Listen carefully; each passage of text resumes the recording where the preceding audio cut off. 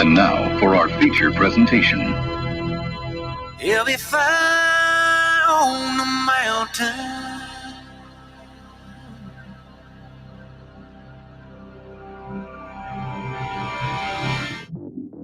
JB and Darren on the JB and Goldwater Show. Line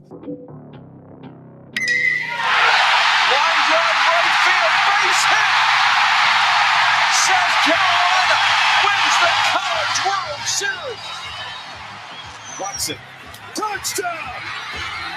Hunter Renfrow. He got him, and it's all over. Coastal Carolina rules the roost. They win the championship. And South Carolina has won the national championship. Senegal baseball team has done it again, but this time the Bulldogs beat one of the top teams in the country. They are giant killers. Get the ball to Bennett. He does.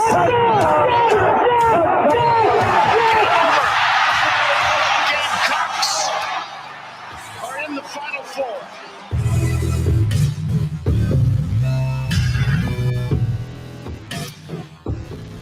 Finally, it's Friday. Greetings and a good Friday afternoon, and welcome aboard the JB and Goldwater Show, very proudly presented by Motley Rice and driven by Stokes Volkswagen, live, loud, and online until 2 p.m. today.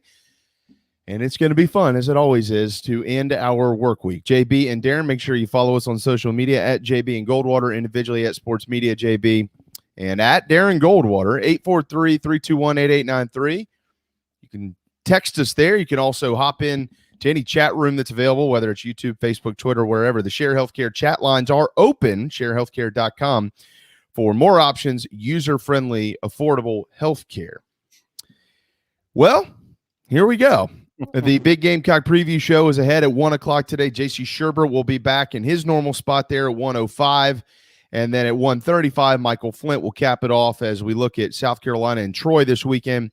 In Columbia, South Carolina, the Gamecocks are trying to get to 3-2 and halfway to bowl eligibility. At 12:30, Raphael Esparza with MyBookie.ag will give us our betting odds for college football and the NFL this weekend. Darren and I will make our picks today. JC and Michael will make their picks as well. We got plenty of baseball to get to. There is a contract extension up at Clemson to talk about quickly here just a little bit. So as always, it's pretty full around here. MotleyRice.com, causes not just cases. If you've been affected by Takata airbags or you know somebody who has, they're the lead litigators in the Takata airbag case across the country. Although they've never lost their local roots, Motley Rice working hard for Americans and fighting for them every single day. MotleyRice.com. But without further ado, good afternoon, my hatless friend Darren Goldwater. Been hatless on here for a while. Maybe I'll go back to wearing them. I'll say this: since football has started, maybe even since the Nationals were out of it, my hat rotation has changed. So a lot more Penn State hat and a lot less national hat visor has kind of been the rotation. I'll say this about this weekend: twofold. Number one, I'm going to have to update my TV situation. I may have to do the quad box with the ESPN app on top because there's just so much going on. Maybe I'll add another computer or maybe find a monitor or something to add to my 3 TVs. That's part one. Part two, I've had a very good feel, and my picks and my explanation will back this up, of the Gamecocks this year. In all 4 games so far, I've had a very good feel. And even though I thought Kentucky would score more, I had a very good feel for how last week was going to go also. This week, I am as little confidence as I've had all year long for South Carolina. I have no idea what we're going to see on the field Saturday. Well, I think South Carolina fans are hoping to see a win, whatever that looks like. It's becoming more and more apparent this is going to be a grinded-out type campaign here in 2021 for Gamecock football if they would like to maybe do a little bit better than people thought they would do, which is get to a bowl game. Still a very real possibility they could do a little bit less than people thought they would as well, which is not only not get to a bowl game, but not even win 4 or 5 games. So we're going to talk much about that today in our program. But first, as we always do on Friday afternoons, we'll lead off with our 2-minute drill. And where else will we lead off besides in hot Atlanta? The Braves, 4-time now defending champions in the National League East. They'll wrap up the regular season this weekend with the New York Mets, Randy Carlson, who are not going to the postseason. Doesn't matter what happens in this series, although I think it does. I think they need to continue to play well. The Braves are really hot. I mean, by record, lately, they're the second hottest team in the National League, only to the St. Louis Cardinals. But it was a really neat scene last night in Atlanta. Congratulations to the Braves. I'll throw out this stat one more time. When they won 14 consecutive divisions, the fourth one, they won the World Series. We'll see. We'll see how it all works out. College football, obviously, and it's an amazing weekend in the state of South Carolina. VMI is at the Citadel tomorrow at 2 o'clock. That's on ESPN+. Love the rivalry, the military classic of the South there. South Carolina, of course, hosting Troy at 3:30 on the SEC network. And tomorrow night on the ACC network, Boston College is at Clemson. The Tigers are trying to not fall below 500 for the first time in over a decade. Unbelievable. We'll see what happens when that's tied on. 2 top 10 matchups this weekend, Cincinnati and Notre Dame. And then Arkansas and Georgia is the other. Ole Miss and Alabama is close to a top 10 matchup, but not quite. The Rebels come in ranked 12th. Those are the headliners of an incredible college football weekend. We're going to talk about all of that as we pick those games today. High school football is also in the air. Darren, what game do you have tonight? We've got Berkeley and Goose Creek on My TV Charleston. Yes, I won't preview it because, we're here for college football. But yeah, Berkeley Goose Creek, 7:30. If you're in the area tonight, 7:30, My TV Charleston. And that is your 2-minute drill to lead off this Friday afternoon. Before we get to football, obviously, we know that's on top of everybody's mind. But last night with the Braves winning the Eastern Division, now the National League is set. The 5 organizations in the National League that are playing in the postseason, the Braves, the Brewers, the Giants, the Dodgers, and the Cardinals. The only thing that isn't set is who will actually win the West, the Giants or the Dodgers. Whoever does won't have to play in a wild card game. They'll move right on to the division series. Those are the 2 best records in the National League, but the 2 hottest teams in the National League, one of them is no doubt a wild card team, St. Louis. They just got started a little bit late with winning all those games. The other one is the Braves, who's now won 10 of their last 11, and we'll see what it looks like against the Mets this weekend. Yeah, Adam Harper 0 for 12 in that series with 5 strikeouts. It was a dismal performance for him. Tough way to end the year, certainly for Bryce and the Phillies, but Braves fans are very excited. The Soler home run last night, I from what I understand, just landed not too long ago, as well as that ball that was hit up there in New York. There's a couple of big ones that were launched in the big leagues last night. In the American League, by the way, the Rays, the White Sox, the Astros, and it certainly looks like the Yankees, the Red Sox, and the Mariners are who it's going to be between for those 2 wild card spots. I mean, this is a wild weekend.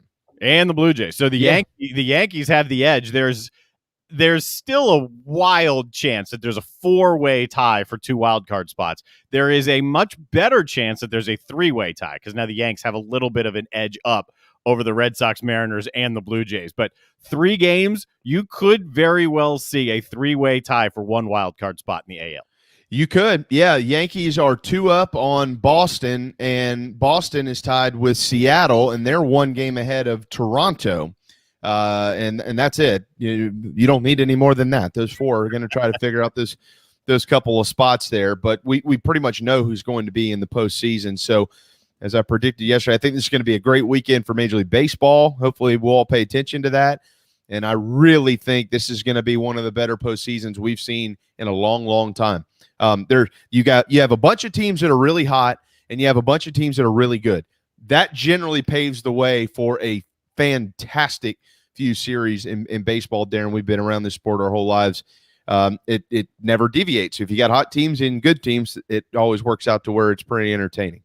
There's something I read today that had, I guess, slipped my mind. There's a chance the postseason expands for baseball after this year.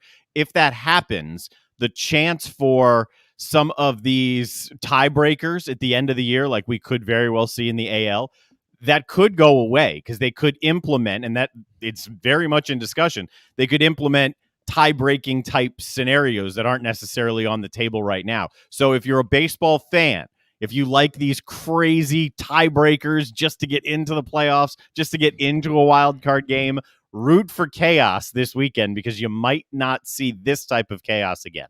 Absolutely. Yeah, root for chaos. I am rooting for chaos, but the Braves are already in, so I'm rooting for chaos elsewhere in baseball. Last night in football, it was a great night. If you had a chance to watch both the NFL and college football, the Miami-Virginia game and the Bengals and the Jags last night, very entertaining football games. Joe Burrow threw for 348 and a couple of touchdowns. The Jags are 0-4. Heartbreaking fashion for them the way that they lose it. Heartbreaking fashion for Miami the way that they lose it at home. I can't say that I was surprised by either outcome. I thought that the Bengals would win the game, and I thought they'd win it handedly, although they didn't. I also thought that Virginia would probably go down there and methodically stomp Miami on their home turf, which looked like it was going to happen for a while until can we stop calling them the U, by the way? I meant to send you a message about this last night. One of my favorite people in sports is Matt Berry on ESPN. I love him. I thought, first of all, he was awesome in Columbia. He was wonderful when he worked with Tim Hill. He was wonderful on TV and all that. I think he's entertaining. I think he's funny. He always gives shout-outs to the state of South Carolina and the Gamecocks. He's very smart. He's very knowledgeable.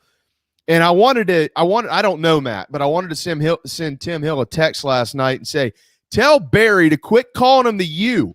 I'm going to start giving them the upside-down Longhorn. They ain't the U anymore.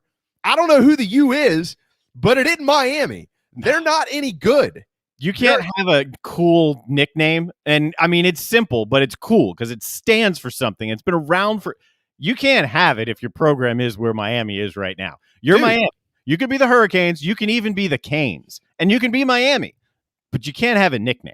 No, you can't. No. Take the gold chains off and the turnover crap and get rid of the U and worry about playing football. By the way, I truly believe this in addition to the fact that Manny Diaz is their coach, but the fact that they play 15 miles from campus, in this age of football where ballparks are downsizing to get fans in, but the ones that they are getting in, not all of them, but a lot of them, it's for premium seating to basically bring the living room to the ballpark and all those type things. Making your home crowd drive 15 miles, which includes the students who all they want to do is get drunk all day, probably isn't the smartest thing in the world. Now, I don't know what the solution is down there, but this isn't the old days where you would literally do anything to go. Now, I'm different. I mean, I drive 100 miles every weekend to go watch the Gamecocks play football, but that's not the large majority of people anymore. So they're going to continue to have crappy crowds because, number one, they suck, and number two, it's not anywhere close to campus, and their students just want to get drunk and go out and party all night, and they don't care about going to watch a bad football team. That's been a problem for Miami forever, really, and the only thing that could solve that was playing huge games, which they would get occasionally because they were good and because certain games would matter more than others. And when they had the stars, and then that blends with, it doesn't really matter if you're on Miami's campus because you're around Miami and you're a destination, you're an attraction, you're an event. They're not that. So it's bad timing to try and say, hey, let's find funding for a stadium and get it around campus. But they need that. They've always needed that. I thought they acquitted themselves pretty well last night without King even dressed.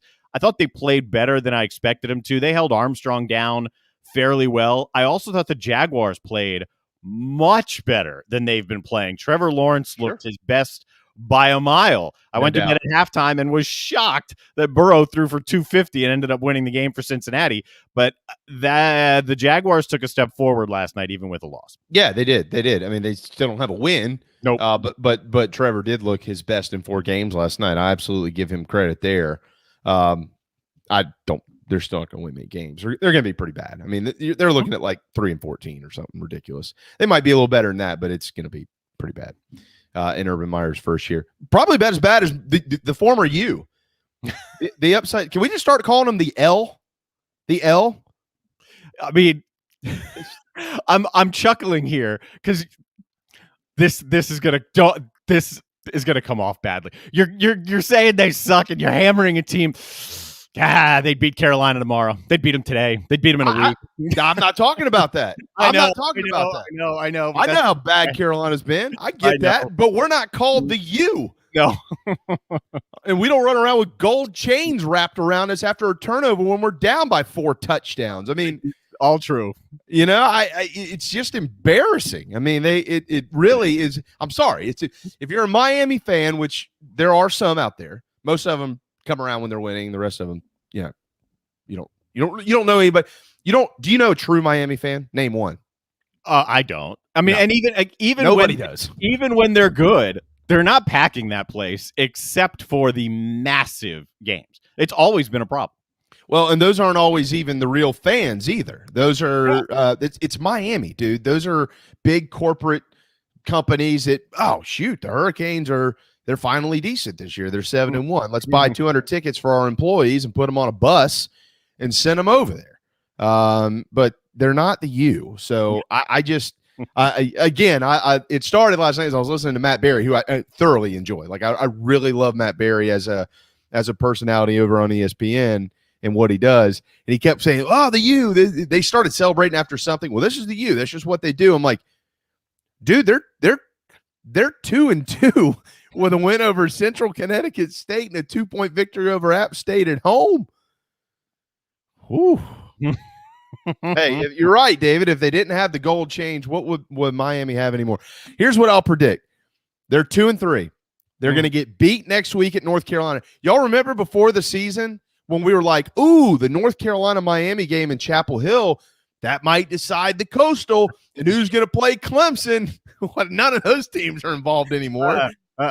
Clemson is more involved, I would still say, even with that anemic offense like Carolina's, I'd still say Clemson has the best chance to get to the ACC championship game over those two. But they're going to get beat next week in Chapel Hill. You can't beat Virginia at home. You can't beat Michigan State at home. And you barely beat App State at home. What's going to give me any belief that you should beat NC State at home on the 23rd, 2-5? You got to go to Pittsburgh.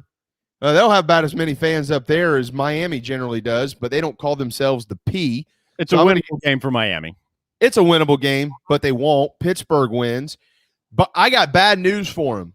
I'm kind of starting to get on this train, and I'm not just saying this because David Smith is commenting here. Georgia Tech might go down there in early November and literally light them on fire. Like Georgia Tech's starting to get this feel for me that they're one of those teams that's gonna, like, people are kind of picking on them the last couple of years. Is Jeff Collins really gonna be able to do anything? But I kind of feel like they're gonna keep getting a little bit better and a little bit better and a little bit better, and then all of a sudden at the end of the year you're gonna look up and go, damn, Georgia Tech went 8-4 this year. Yeah, that's why this week, we've been calling it Separation Saturday, and on my fun little post-up careers graphic here, best resumes you can possibly have. He didn't even have to write this one because the college football slate wrote it for him. You can't really make this resume much better, but Franklin can make your resume better and get you a better job or advance your career. Find Franklin Buchanan at Post-Up Careers. Georgia Tech and Pittsburgh is not on this list of mine, but it is an under-the-radar large game because I have that sense about Georgia Tech right now too. And if they can go out there and throw 30 or 40 points on the board and look good beating Pittsburgh this week, even though it's a mid-level ACC game, that's just a little bit, that's another bullet in that gun of, yeah, this Georgia Tech team might have something, maybe turning some corner here. That it's an under the radar big game in the ACC. I agree with that. I agree. I mean, you look it's all wide open. It's so early in the season of predicting this stuff, except for in the SEC. Alabama and Georgia are going to the SEC championship. But in the ACC, I don't really know what to make of the Atlantic just yet, and certainly don't know what to make of the Coastal. But, I mean, Virginia Tech and Georgia Tech might be the most complete teams. That doesn't necessarily mean you're the best team either. Mm-hmm. But when you're the most complete team, you might match up a little bit more favorably here and there to some opponents. So, I mean, who knows? When do they play? Georgia Tech, Virginia. Oh, Halloween weekend. Georgia Tech has Virginia Tech in Atlanta. Wow. All right. Well, come on, Jackets. Win the next couple of ball games and make that one a must watch on October 30th. Anyways, that's enough of the U. But they just whatever. I just laugh because it's all flair. I mean, it's all crap. That's all it is. You know what I mean? It's a bunch of crap. Like you're in Miami. Everybody wants to go there. Mm-hmm. Everybody recruits in South Florida. Everybody recruits. I mean, you should have your pick of the litter. I mean, and it's kind of similar to Georgia Tech, but actually Miami's a really good academic school, and Georgia Tech is a really good academic school. So I get it. You know, there are some hurdles to clear here and there with certain guys, but at the end of the day, there's enough players. You should have players.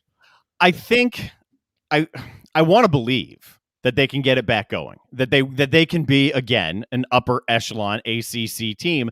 But the things you just listed, that's going against them and hard. It's hard to recruit down there when you don't have an atmosphere at your games, when your games are 15 miles from campus, sure. When the facility arms race is all about what you've got right here in front of me, and they don't have everything everybody else has, and they don't have the ability to get everything everybody else has. In order to get to the point where you're getting people in the stands, it's going to take some type of magician of a coach to get them to that top 20, top 15, and playing like it style to get people into the stadium and then get recruits. I think you got to start winning before you get recruits and not vice versa if you're Miami. Yeah, they got to fix the ballpark situation, Darren. I mean, it's horrible to see. I mean, they're from a passion fan base standpoint in the state of Florida at the collegiate level. I mean, they're well below Florida. They're well below Florida State. They're well below Central Florida. Problem. Yeah. You're below Central Florida with people that care about your program. Uh-huh. Yeah, you might have some high dollar dudes that care, and we know that they do, but Miami is under Central Florida when it comes to fanfare and program support and all that stuff. Let that sink in. That's not a knock on Central Florida at all. It's a credit to Central Florida, but they've just arrived in the last 15 years. I mean, in 2005, when Steve Spurrier and the Gamecocks opened with Central Florida in his first game in Columbia, that was the first game like on an FBS level, if I'm not mistaken, when what's his name was down there as the head coach. Was it O'Leary? Yeah, George O'Leary. Mm-hmm. You know, I mean, it's 2020, 16 years ago. Miami has been supposedly the U has been a powerhouse. They were then, and it's not only true in Florida. Central Florida is a much larger college football name recognition brand today than Miami is. Yeah. National. Yeah. More. Absolutely. Yeah. Dude, they have like 80,000, not 80, I think 65,000 students. 70. Yeah, I think you're close. It's in the 70 range. It's massive. Crazy, man. You want to make some picks before we hit a timeout and get Raphael in here? Well, let's do it. Coming up at 12:30, Raphael Esparza with mybookie.ag, on Twitter at VSI Doc Sports. Again, the Big Gamecock Preview Show. All of this very proudly presented by Motley Rice. That is ahead at 1 o'clock. JC Shurburtt will lead off there, and Michael Flint at 1:35. You do have the games we're picking, right? I do, yes. I did not send you that, did I? A little bit of a problem. If you like Friday night football at the college level, by the way, I had a horrible worst week. I've been picking games for 6 years. Last week's the worst week of my life. 8-12. Hope none of you listened to me. So Darren's got me, but it'll be short-lived. Yeah, I had a good week. I had a good week to jump from behind and into the lead. No kidding. You had a great week. If you like Friday night college football, tonight's a pretty good night for it. Houston and Tulsa play. Tulsa, by the way, is 1-3. We're not picking this game, but they're 1-3 at home against a 3-1 Houston team, and they're 3.5-point favorites. I don't know anything about the game, but somebody clearly knows something that I don't know here. I'm not picking it, though. We are going to pick these next two. 5th-ranked Iowa is in College Park, Maryland. They're 3-point favorites against the undefeated Terps. 8 o'clock, Fox Sports 1, Maryland Stadium. Talia Tagovailoa, the quarterback for Maryland. Do they get an upset and get into the top 25? This is the first time this year that I was really hoping I was not doing a high school football game Friday. I want to watch all of this game because it's going to tell me a lot about Maryland. I grew up 20 minutes from the campus. They gave me money on an academic side to go there. I turned it down because I'm smarter than that. I'm too smart to go there. It's a really gross campus. Sorry about that, Terps. I was never a Terps fan. This is going to be the first time I'm actually going to root for them because I'm going to pick them. They have a significant edge at quarterback, and I believe Maryland is going to knock off Iowa because of the edge at quarterback.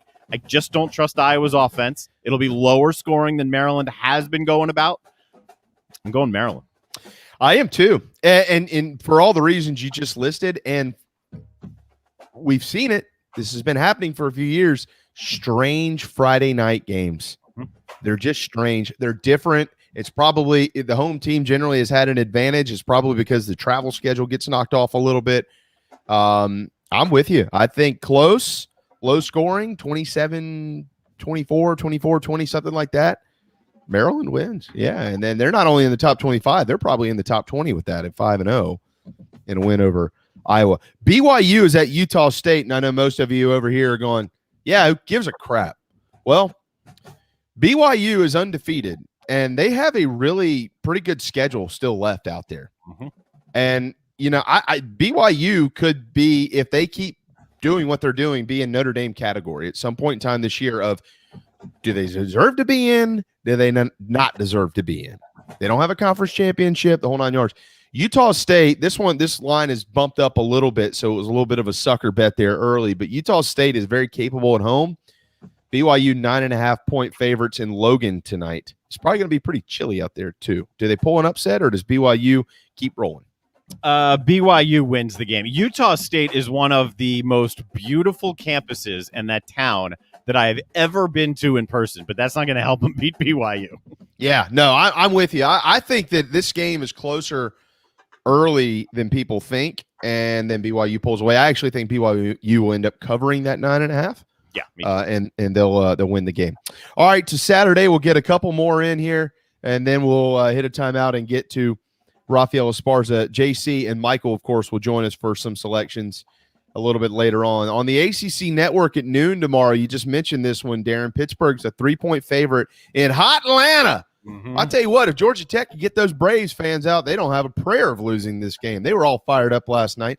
57.5 is the over-under in the ball game. Georgia Tech trying to get over 500 to 3-2. That would also put them at 2-1 in the league. This would be Pittsburgh's first win in the league because it's the first game they've played in the ACC. They are 3-1. So who wins? I like the under. I'll tell you that. I like the under more than my pick, but you probably know where I'm going based on what I just said about Georgia Tech. I think they win the game, and I think I have a better feeling about Georgia Tech after Saturday. But let's see. That's just my thought right now. Did they beat North Carolina last week? Soundly. Yeah, they beat the crap out of them, didn't they? Yeah, Georgia Tech's gonna win. They're feeling it right now. They're feeling it. I'm with you. I'm with you. I think Georgia Tech wins that game. And then Mike Morgan will call this one at noon tomorrow on ESPN2. It is a rivalry game in October from Kenan Stadium up in Chapel Hill. Excuse me. I apologize. Duke and North Carolina, 3-1 Blue Devils, 2-2 Tar Heels. 72.5 is the over-under here, but that's a big number. So is this one, 20. North Carolina wins, and they win comfortably. Yeah, I think they could threaten the 72. This is like a don't forget about me moment for Sam Howell because he's going to have the time and the ability to throw up some silly, silly numbers. They could cover. I do think this game could be wildly high scoring, too. I think they could get over 72. But North Carolina wins easily. Yeah, look, Duke scored, man. Their last 3 scores, I get it. North Carolina, A&T, Northwestern, Kansas aren't juggernauts. They did put 30 on the board against Northwestern. Those, historically, defense is pretty good there. 45, 30, 52 are the last 3 offensive outputs for Northwestern. Out west on ABC at 3:30 tomorrow, Stanford will host third-ranked Oregon. If this game would have been 2 weekends ago, I'd probably be calling an upset here. Stanford's still reeling from some injuries, And I just don't know that they have enough to be able to slow down the Ducks. Although that spread's smaller than I thought it'd be. It's at 8, so it might be a little bit closer, but I'm going with Oregon.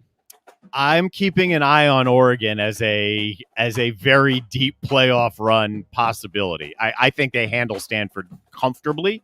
They are, I mean, don't think, oh, Stanford's big and physical. Nah, man, Oregon's the most physical team out in the Pac-12. Oregon's one of the most physical teams in the country. They're exceptionally well coached. Oregon wins this game easily. My question about Oregon is just how far is this run going to go? Yeah, I think it's a good point. I think it's a really good point. They look pretty good early. And then this one, surprisingly interesting in the Big 12, Oklahoma and Kansas State at 3:30 on Fox from Bill Snyder Family Stadium. The Snyder family's great people, by the way. They love them in Manhattan. Oklahoma's 11.5-point favorite at Kansas State. Pretty good start to the year for K-State. Really like what they've done. Why are we picking this game? Oklahoma is 4-0 with 3 of those 4 wins by a touchdown or less. Mm-hmm. Tulane, Nebraska, and a 3-point win over West Virginia. They're on the road, Darren. Careful.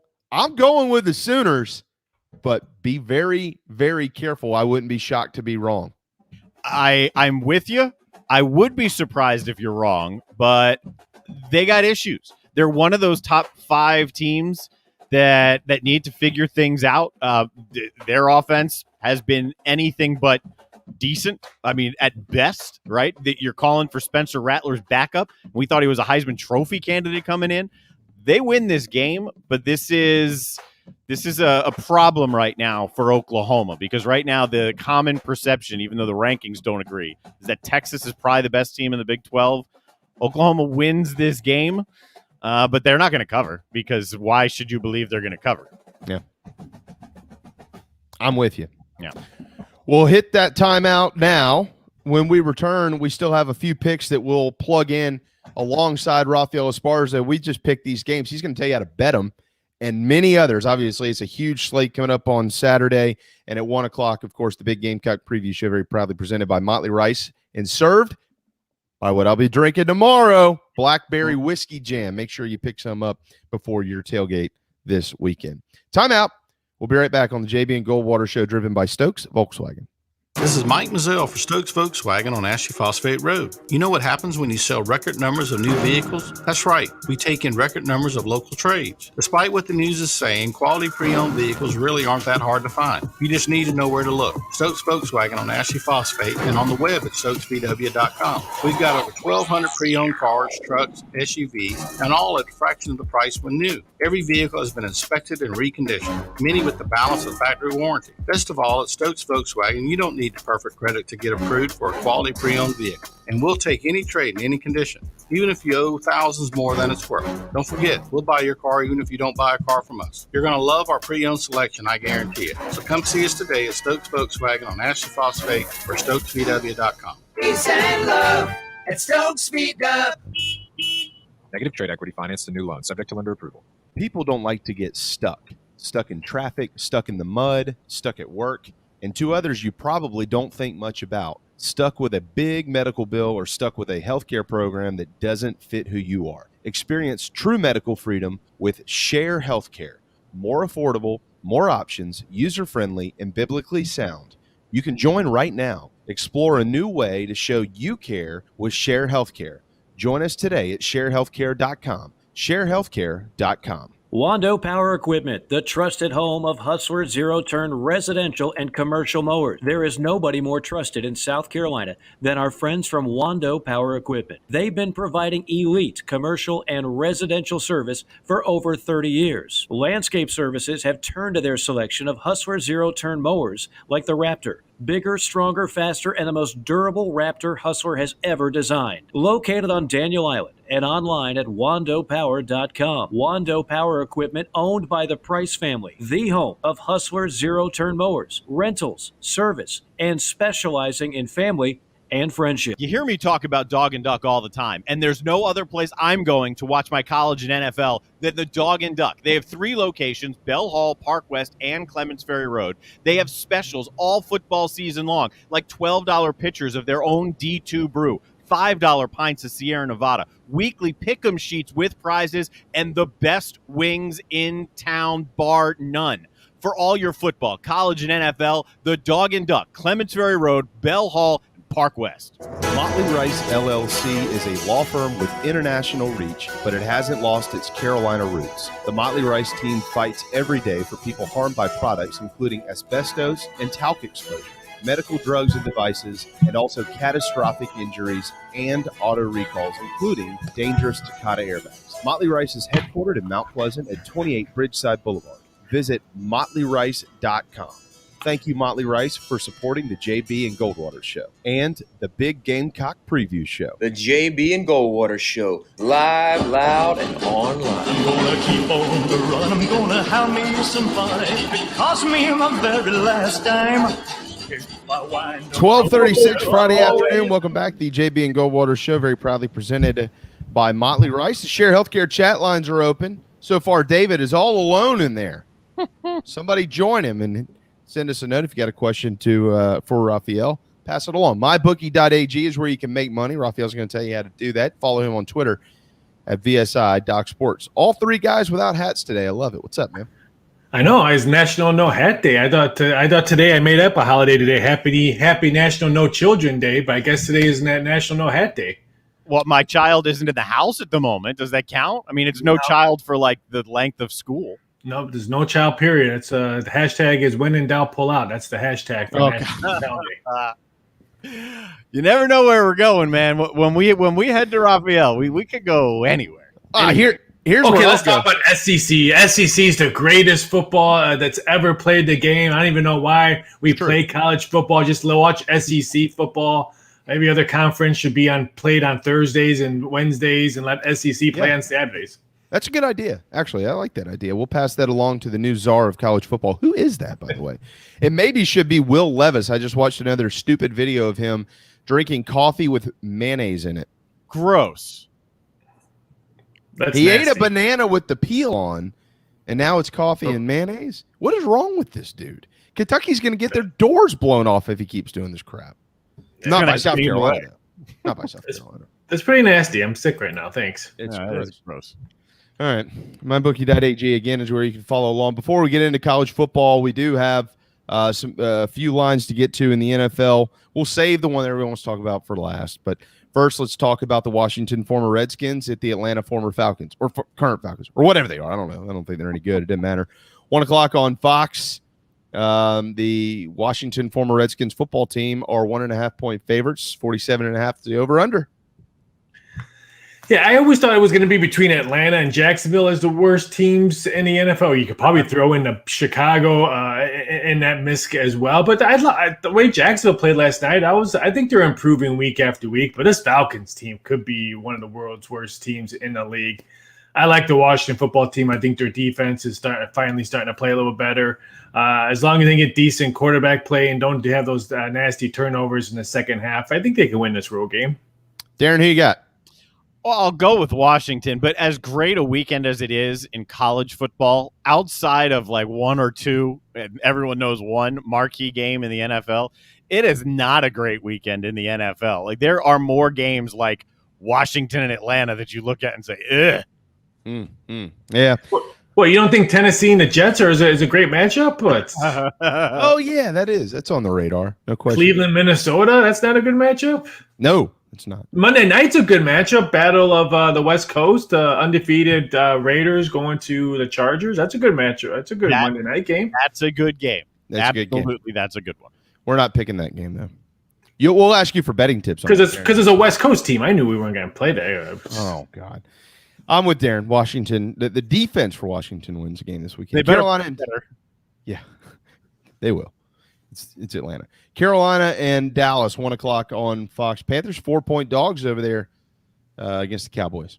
Yeah, this one opened up at 5 and quickly got bet all the way down to 4. I mean, I know Dallas is coming off a booty whipping against the Eagles, but they're also coming off a short week. In Carolina, I know they're missing some key guys on offense and their rookie on defense, but that defensive line has been really, really, really good, and I think they go out after Dallas's O-line and offense. I like Carolina plus the points. If Dallas do win this one, it's going to be by a late field goal or something close. I'll take the Panthers plus the points. Ooh, I've got the Panthers too. I think they go over there and get a win against Dallas. They've got some injuries, certainly, but Dallas, generally for Dallas, when it goes down, it goes way down and then comes back up, and they're still going down. They haven't come back up yet. So Carolina. And I'm tired of people saying, "Oh, but there's no McCaffrey." It's not like they have never played a game without McCaffrey.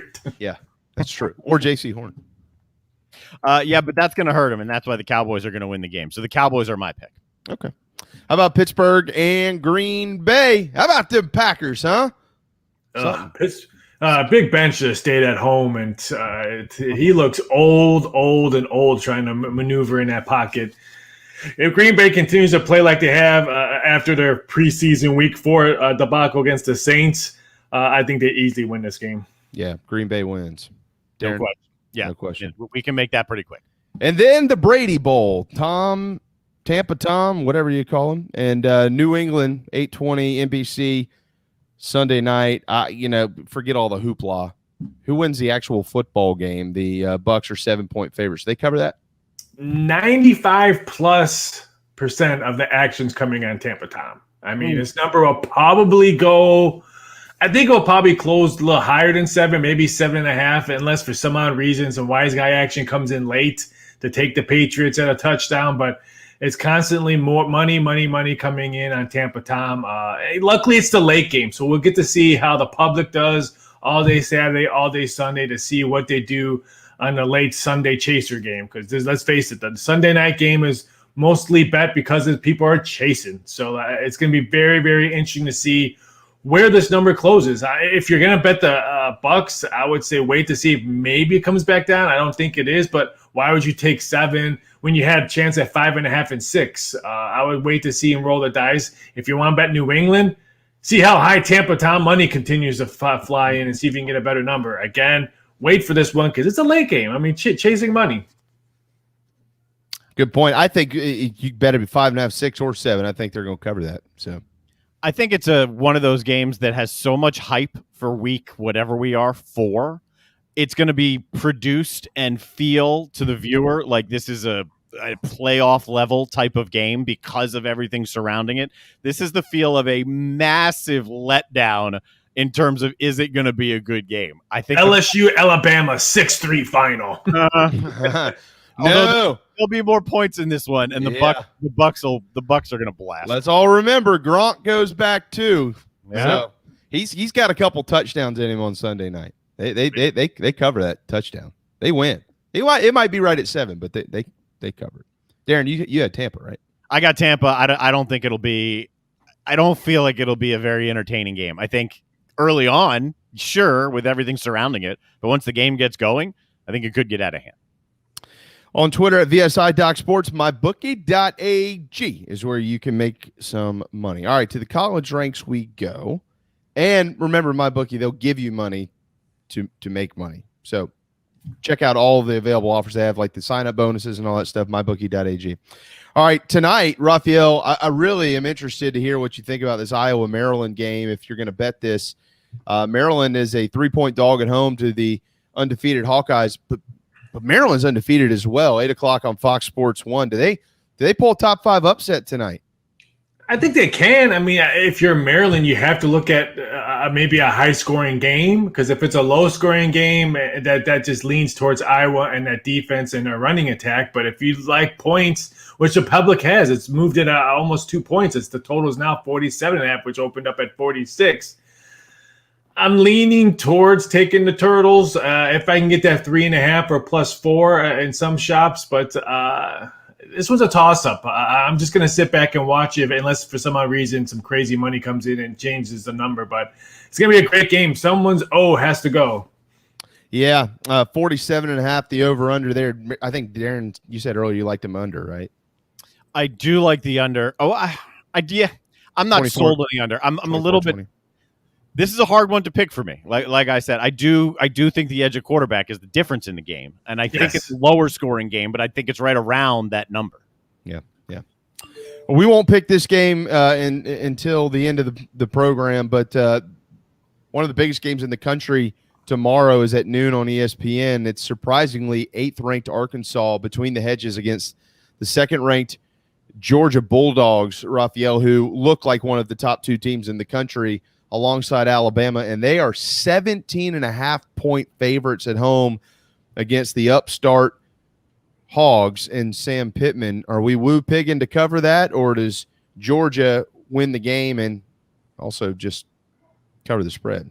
Give me some swine, because all I've been doing is cashing tickets with the swine, because all they're doing is cashing against the spread. Why bet against them now? I mean, even if you bet every game against the spread and you've cashed so far, and you bet them again, you lost, you still have money in your pocket for betting them. Again, if they can push around both the O-line and D-line of Georgia, which they probably won't, but I think they can be competitive. I think they cover this game. I don't think Georgia's going to blow down. This is not the same Arkansas team we've seen year after year, that they were the garbage bottom basement of the SEC, which there's still plenty of those teams in that almighty SEC. But I think Arkansas will keep this game very, very close. I think Georgia wins, but this game is going to be too close. There's no way it's going to be a 19, 20-point victory for Georgia. I would not be shocked if Georgia only wins by a touchdown. You say Arkansas has covered every game this year so far? No, but but they've been pretty good on covering games, including last year too. Yeah, last year they had a really good end of the season of covering games. Yeah, they did. I think they're 3-1 against the spread this year. Yeah, I think so. So, all right, Darren and I will pick that game coming up in just a little while. We'll pick this. I want to know what you guys like. Oh, geez, I have to wait, man. Georgia wins. I usually go to the bathroom right after I get out of the show. I don't know what you guys pick. I'll tell you mine. Georgia is going to beat Arkansas, but I agree with you. I think it'll be a decent game. That's a long bathroom break for you there. Michigan and Wisconsin. This has all the makings of a classic Big Ten game, guys. It's right now it's showing 1.5 in favor of the Badgers at home. The over/under is 43.5. Wisconsin just 1-2, 0-1 in the Big Ten. Michigan is undefeated. They're 4-0. Great start so far under Jim Harbaugh. But is this that week? Is this the week where it all comes back on Harbaugh? Finally, you're waiting on the shoe to drop. Do they win or do they lose? That's basically where we're at right now. I am not sold with the Wisconsin Badger offense football. I mean, their offense merge has been horrible. I put some prop bets out there this week. Will he get benched?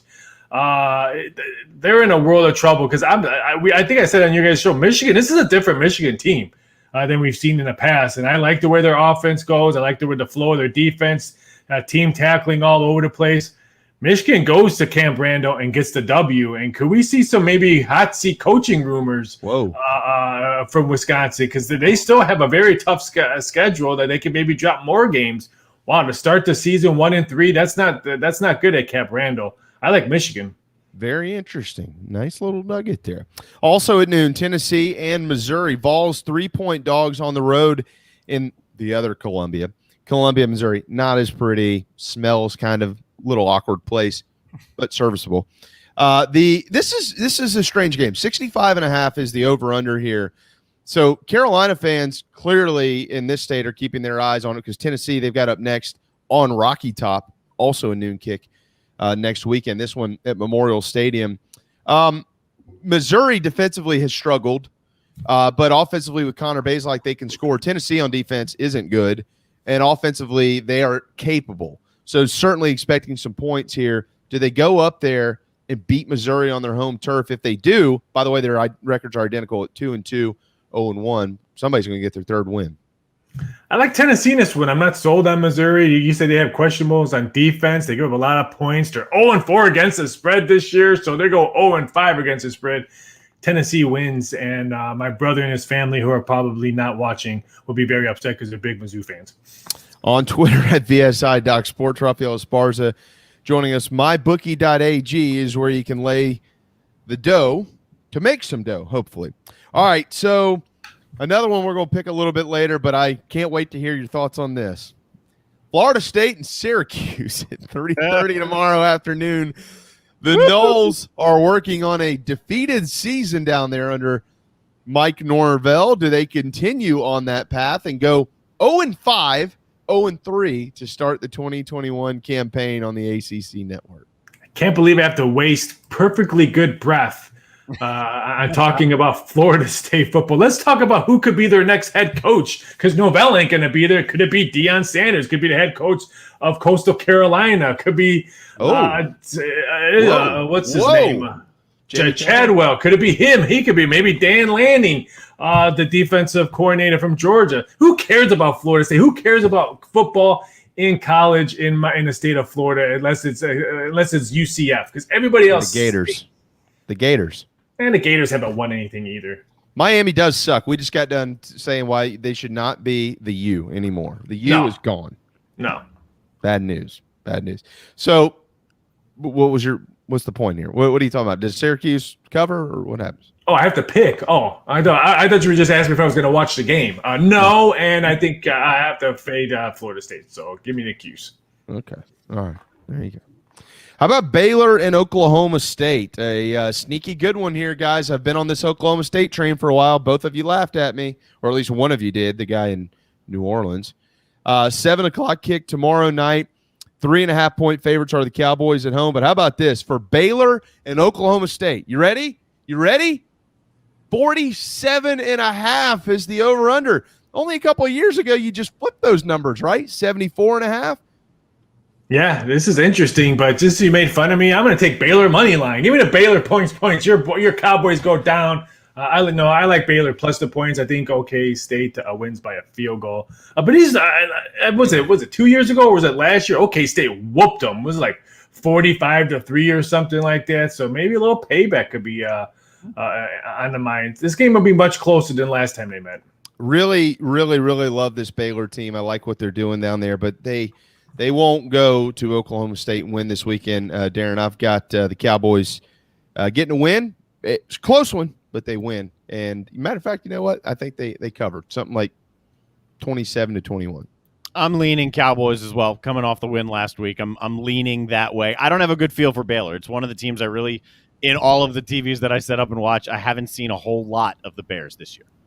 Indiana and Penn State, 7:30 ABC tomorrow night. The Lions are 12.5-point favorites in this one. This is one we'll also pick now, Raphael, before you say what you're going to say. I've got Penn State, and I think they cover that 12.5. So do I. I think Penn State, as of right now, it's neck and neck between them and Michigan, playing the best football in the Big Ten. If I had to choose right now, I would have to choose Penn State over Michigan, but I think they roll. Darren, you don't even have to say anything. Obviously, I think Penn State wins the game, yes. And Raphael knows this. I mean, there are varying models out there, tons of them, and then you can use that with the lines that you see and the differing lines from wherever you're looking. A lot of the models think Penn State wins by more than 12.5, by a couple points more than 12.5. So, well, yeah, because Penn State still remembers that overtime loss to IU. Was it like 34-30, something like that? Or 32? Was that the score? I don't remember. I remember the still shot of Penix Jr. diving across the goal line for the 2-point conversion. I remember that. Well. Yeah, it was no good. He didn't make it. So I still think he did, even though I'm in a minority of Penn State fans. It doesn't matter. That was last year. Yeah. All right. Follow me on this. I'm going to save somebody some cash here. You're the pro, though, Raphael. You do what you need to do. Who did NC State beat last week? Clemson. Oh, yeah, it's Clemson, right? They go to Boston College next week. They have La Tech at home this week. 18-point favorite. Skip Holtz can always get La Tech to play in big games. This is the classic look ahead. Oh, my God, it's the fourth quarter, and we're barely winning this thing type game for NC State. I'm taking the Wolfpack to win. It ain't over 18, though. No, I agree. I like La Tech on this one. A perfect example, way overlooking. I mean, they're still talking about beating Clemson, but Clemson's not Clemson anymore, and so they should probably go independent and Notre Dame go to the AC. Easy.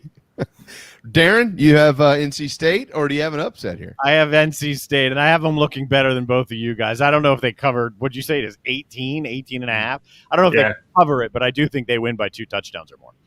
You mentioned Clemson. They're going to host Boston College tomorrow night. Boston College ain't looking ahead to NC State. I can assure you of that. They're looking right at Death Valley, where they might be able to pull an upset tomorrow night because Clemson's already lost twice this year. 14.5, though, is the spread. The Eagles are 14.5-point dogs in this one. They are undefeated. Do they get their first loss against Clemson, Raphael? Dabo should have went with his quarterback to Jacksonville and not staying here because I think it's going to be a very, very long a season for Clemson. I like BC to cover this one, but I would not be shocked if Clemson has to kick a field goal to win the game and all the fans are jumping around in the stands and crowding the field because they won by a field goal. Is this just mean how good Trevor Lawrence was last year or every year he played in Clemson? Because I'm sorry, this Clemson team looks awful on offense. Yeah, they're pretty. The state of South Carolina offensively is bad, and Clemson and South Carolina are the ringleaders on that. Coastal, they don't have any problems. Auburn and LSU at 9:00 on ESPN. Auburn is a 3-point dog on the road in Baton Rouge. The over-under 56. The little nugget on this one, boys and girls, is that Auburn has not beaten the Tigers in Death Valley since 1999. They have a new quarterback. He's an old quarterback at LSU, TJ Finley. Who wins? Yeah, it's going to be interesting. I mean, was Auburn overlooking Georgia State last week and thinking about this game? Because they could have easily lost that game. There was one of those teams looking up at the scoreboard in the fourth quarter like, I guess we need to start playing. I want to say take LSU on this one, but I'm going to wait to see it. More money's been coming in on Auburn. This one opened up at 4. Now it's a solid 3. If this one goes to 2.5, I might have to take a look at the Coach O and the Tigers. Oh, okay. How about Ole Miss and Alabama? Can a former assistant finally beat Saban? Right now, the Rebels and the Fighting Kiffins are 2 touchdown underdogs in T-Town. The over-under 79.5. Let's all remember what happened last year, 63-48 in Oxford. Yeah, this one still goes over. They could have posted 81, 82, 83. Someone's hitting the half a century mark on the scoreboard in this one. This one goes way over. I mean, I'm hoping it'll be a tight game so I can watch it and see all those touchdowns. I'm hoping Alabama just doesn't blow them away and we have to second guess Ole Miss and Kiffin the whole time. But I'm hoping for a closer game. But give me the total. This one still goes over the total. I know it's a big number. This is part of our buy or sell segment with Jeff McCarriger, Carolina One Real Estate, Alabama and Ole Miss, Georgia and Arkansas part of this as well, which we already discussed. Which game is closer in your opinion, Georgia and Arkansas or Alabama and Ole Miss? I'm going to say, again, I'm all about the pig. Give me Arkansas and Georgia. I think it's going to be a lot closer game than what people think it's going to be. Wow. Okay. How about this one? This one ain't going over the half a century mark for one team, at least. They might total. Cincinnati and Notre Dame. This has come down now. Cincinnati 1.5-point favorites against the Irish in South Bend. 50.5 is the over. Guys, this is also part of our buy or sell segment with Jeff McCarriger. I mean, if they go beat Notre Dame, they're contenders. I mean, they're going to be on the radar. Notre Dame's always on the radar, whether we want them to be or not. So this is going to put them firmly on the radar. But can they do it? You know, a couple years ago, everyone says, Cincinnati's going to be in the radar. They can compete with Ohio State when they go to the shoe, and Ohio State waxed them. And then they fell off the radar. This game reminds me of that. And I know Notre Dame has played much better. They put up 41 against Wisconsin. Granted, that was in a neutral field. I'm going to take touchdown Jesus. I always say bad things to everybody, and I'm trying to get into heaven. So if I'm going to pick touchdown Jesus, if I can maybe bump in line at the pearly gates, I think they win this game. And I think Cincinnati, like they did against the shoe that one year, where everyone thought they were maybe the best team in Ohio, and the Buckeyes waxed them. Oh, okay. All right. Notre Dame. And finally, for the state of South Carolina, nobody nationally cares about this game, but we do here in the Palmetto State. The Gamecocks will be hosting Troy, and we, of course, are going to ask you to politely not break hearts. This, by the way, now 6.5. It has come down from 9 to 6.5 in favor of South Carolina. The over-under at 43.5, and might as well be about 12. Carolina's offense is awful, and so is Troy's. Big Gamecock Preview Show is ahead in 1 minute. How do you see this ballgame? I actually thought this total was going to be like 22.5, not 42.5. So I actually think it's a high number. When it was 8 and 7, I thought getting Troy at +7 was a really, really good number. I'm going to wait to see how low this goes, because if I can get South Carolina at 6, maybe even a 5.5, it's a 3:30 game, so maybe some early money might come in throughout the day. I would maybe take a shot at the Gamecocks at a low number. Right now, I'm leaning towards taking the Gamecocks, but I'm going to wait to see how low that number is, because there's no value left with the Troy condoms. I mean, the number was good already, and it already dropped down. So I'm going to take I'm going to go with the cocks over the condoms. The cocks. Yeah, it's supposed to be the other way around. One's supposed to go over the other. Not in this state. That's not the way it works around here. Taught me. That's right. Not in West Virginia. If you've ever been. Kids don't watch this show, do they? Not many of them. The ones that do. That's okay. On Twitter at VSI.Sports, make sure you follow him. He's one of our great friends, Raphael Esparza with MyBookie.ag. Go win yourself some money. Have a wonderful, wonderful weekend, my friend. Next week, we'll be talking playoffs. The Braves, of course, are division winners. All that's going to be decided by Sunday in Major League Baseball. So we'll make sure that we get to all that then. Thank you. Thank you. As long as someone beats the Cardinals, I'll cheer for anybody in baseball. You got it. I'll send word to Atlanta. Thanks, man. Take it easy, guys. Have a great weekend. Time for a timeout. Hour 2 up next. The Big Gamecock Preview Show, very proudly presented by Motley Rice, right here on JB and Goldwater when we return. Right here in our backyard is Motley Rice LLC, a law firm that hasn't lost its Carolina roots. The Motley Rice team fights every day for South Carolinians who were injured while traveling by plane or bus, harmed by medical drugs and devices, or burdened by dangerous auto recalls, including Takata airbags. Motley Rice is headquartered in Mount Pleasant at 28 Bridgeside Boulevard. We are honored to have Motley Rice as a sponsor for the JB and Goldwater Show and the Big Gamecock Preview Show. At Patriots Point Naval and Maritime Museum, families walk in the footsteps of our nation's heroes, the brave ones who risked their lives to defend our way of life. Home to the aircraft carrier USS Yorktown, USS Laffey, and the USS Clamagore, there's more than 1 million square feet of exhibit space to roam. White Glove certified, we have several new health safety measures in place to enhance the visitor experience. Come for the day and leave feeling inspired. One of the most impressive museums in the country, located right here in Mount Pleasant. Visit patriotspoint.org for more. We'll see you soon. People don't like to get stuck in traffic, stuck in the mud, stuck at work, and to others you probably don't think much about, stuck with a big medical bill or stuck with a healthcare program that doesn't fit who you are. Experience true medical freedom with Share Healthcare. More affordable, more options, user-friendly, and biblically sound. You can join right now. Explore a new way to show you care with Share Healthcare. Join us today at sharehealthcare.com. sharehealthcare.com. This is Scott Glaze, head golf professional at the Links at Stono Ferry, located on the outskirts of Charleston, South Carolina. I'm inviting you to tee it up on one of the most scenic and challenging courses in the Lowcountry. Our back nine is highlighted with 3 holes that border the Intercoastal Waterway. Visit stonoferrygolf.com to book tee times and discover all that Stono Ferry has to offer. The Links at Stono Ferry is a former South Carolina Golf Course of the Year and is also home to the College of Charleston men's and women's golf teams. Come see us. We would love to have you. stonoferrygolf.com. Harris inside the 30.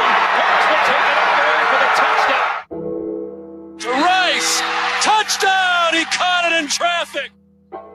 Big sack for the Gamecocks. J.J. Inigbari. Walks it up, looking for Kelly. Touchdown! Can you believe it? JB and Goldwater presents the Gamecock Preview Show, proudly brought to you by Motley Rice. Our history makes us bold, our boldness makes history. And now, it's time for some Gamecock football.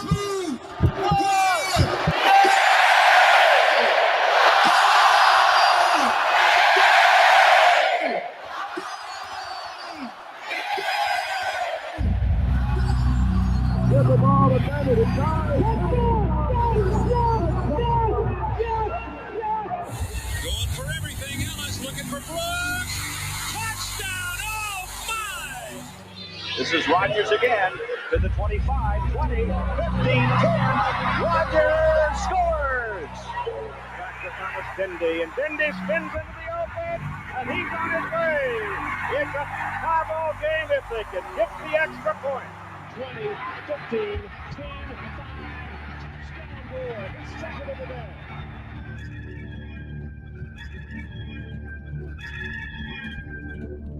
There's never been more excitement about South Carolina football than there is right now. I've heard all the stories of the great George Rogers out back in 1980. He made the whole nation holler, and I've seen that photograph of Young Steve Tannehill, moving old Death Valley, signing his name on the field. Yeah, and I love the year 2001 at the Williams-Brice Rock. Oh, what else can I say? I'm just a big old car.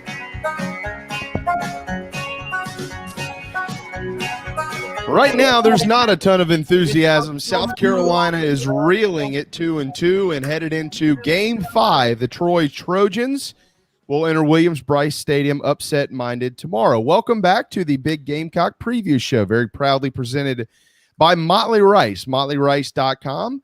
Causes, not just cases. MotleyRice.com. Driven by Stokes Volkswagen. Find your new ride and the next car that you'll want to tailgate in with the entire family. StokesVW.com. And, of course, served by Whiskey Jam. Make sure that you drink enough.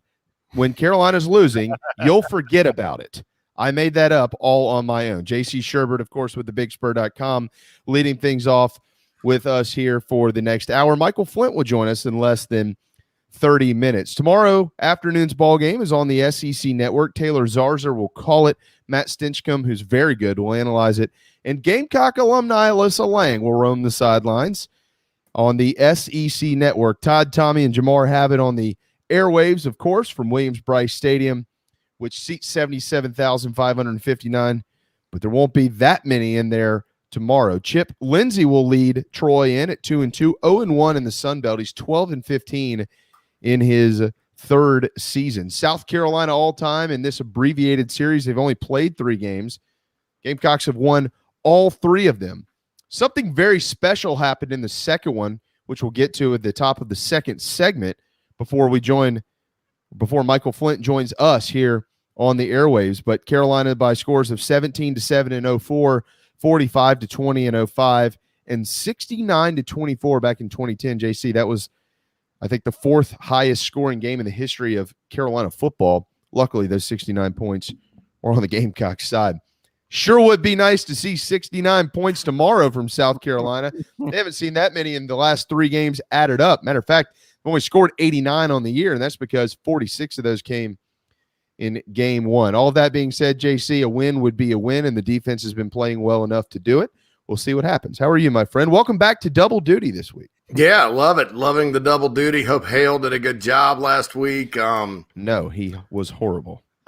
It's not a surprise. No, I'm kidding. No, I love Hale. But, 69. That was I think Carolina had 56 at the half in that one. And I remember going into that game, if you recall, that was 2010, and the Gamecocks had beaten Florida at the Swamp the week before, 36-14, and won the East. So then you got Troy and you got Clemson. And so you kind of worry, because like Troy over their history has upset some big programs, most recently LSU and Baton Rouge a couple of years ago. And, Troy played the Gamecocks close in 04. They've been a tough out for a lot of teams, but the Gamecocks rolled them. I mean, it was a game where like everybody played. And then you mentioned the 05 game, and I'll let you talk about what was special about that. I'm sure that he's tuned in right now, as he always is, and making comments on the show. So that was a good game. I hope we're talking about the same thing. I'm not sure. I was talking about Michael Flint. Right, you're talking about Frisbee, but yeah, you're talking about Tim. Yeah, I thought wasn't that Frisbee's catch? Wasn't he in that game, or was that another one? Well, Michael caught his only career touchdown pass in that game as well. That's even more special than Tim. No, I'm just kidding. Yeah. Just kidding, Tim. I love Tim Frisbee. He's a great guy, and love his takes on just about everything on social media. But so that's the history of the series, and you, as opposed to like playing South Alabama or Florida International or somebody like that, Troy's always one of those you go, they're kind of like a sort of an East Carolina type in the Sun Belt. They're not a great Sun Belt team. They're not coastal. They're not lost to Louisiana Monroe and my man in the tie, Terry Bowden, last week. Yeah.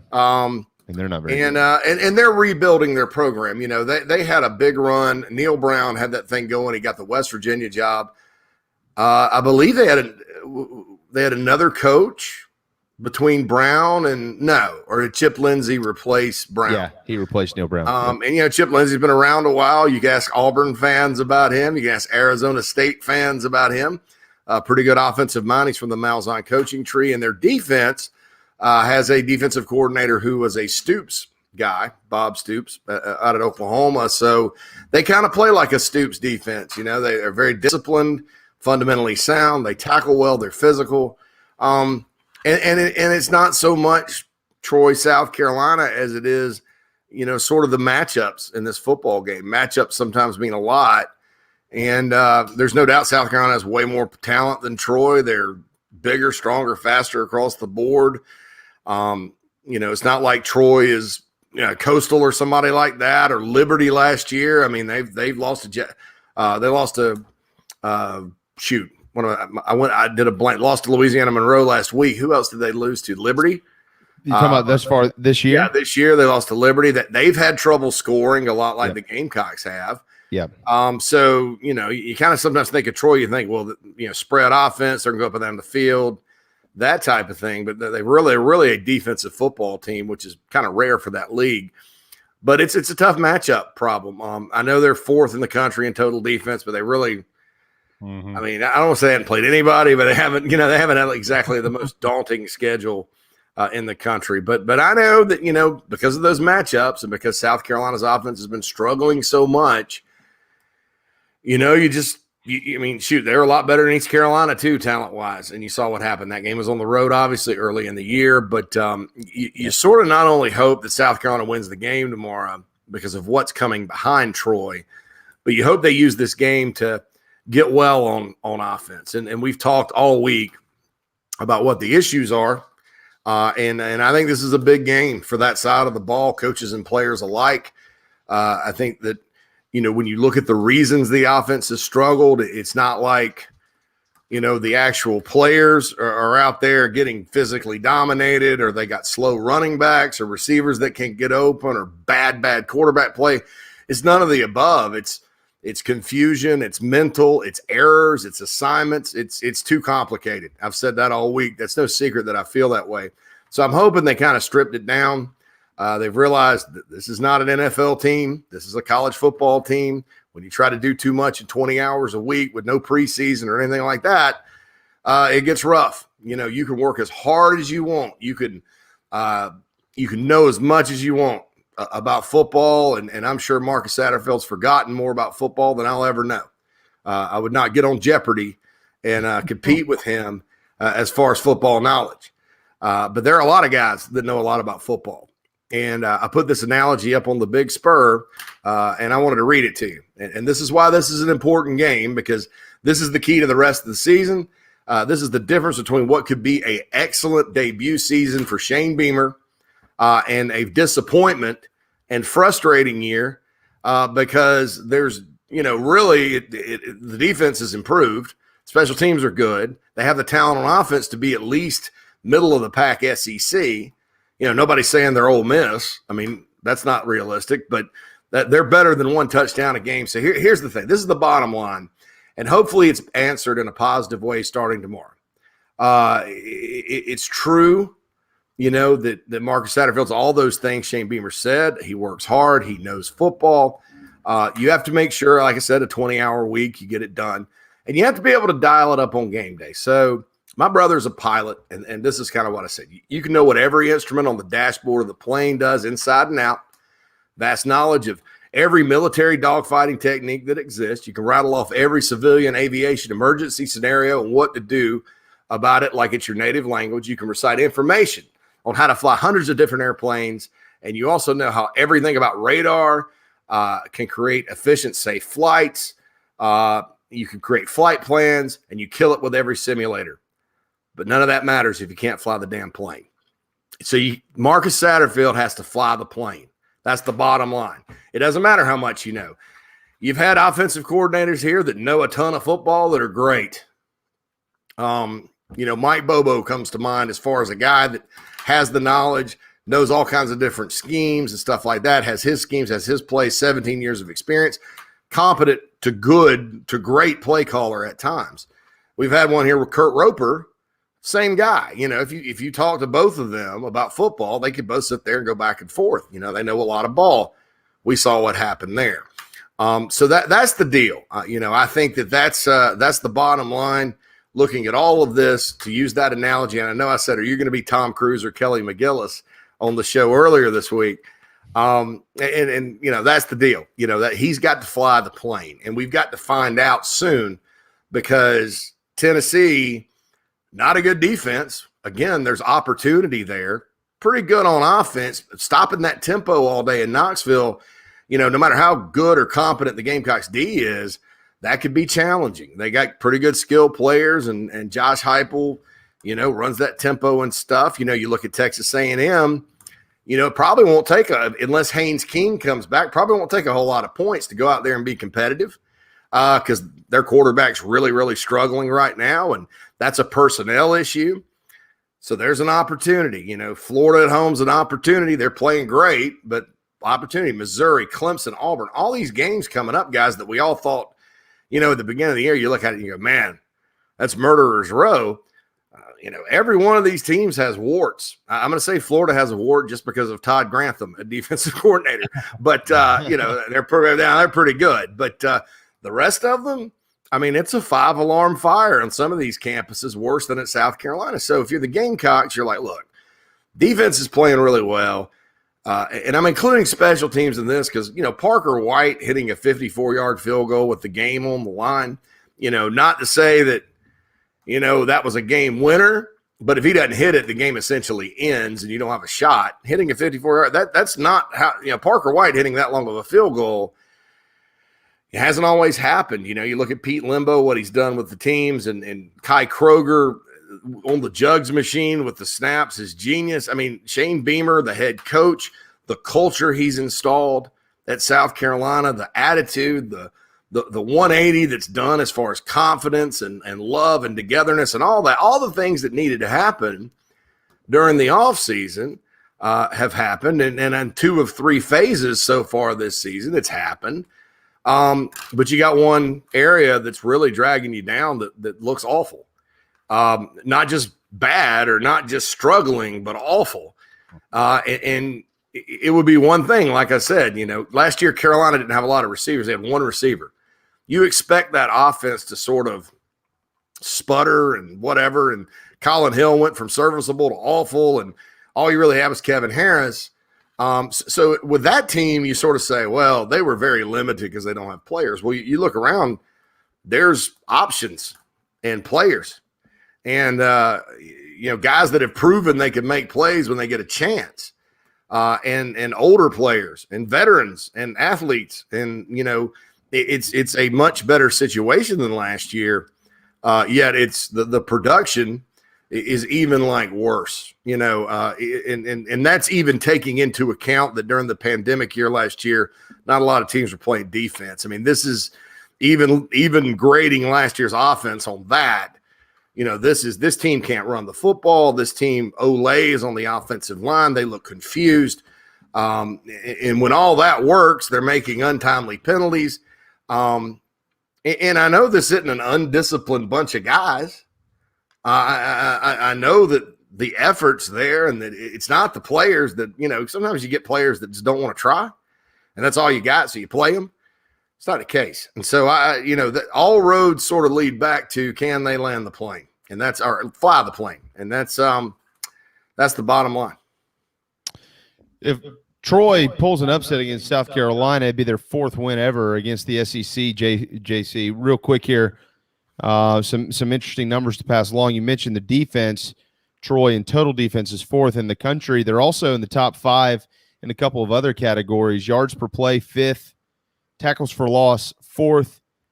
And sacks, 1st. 4.5 of those a game. Those are all per game totals there.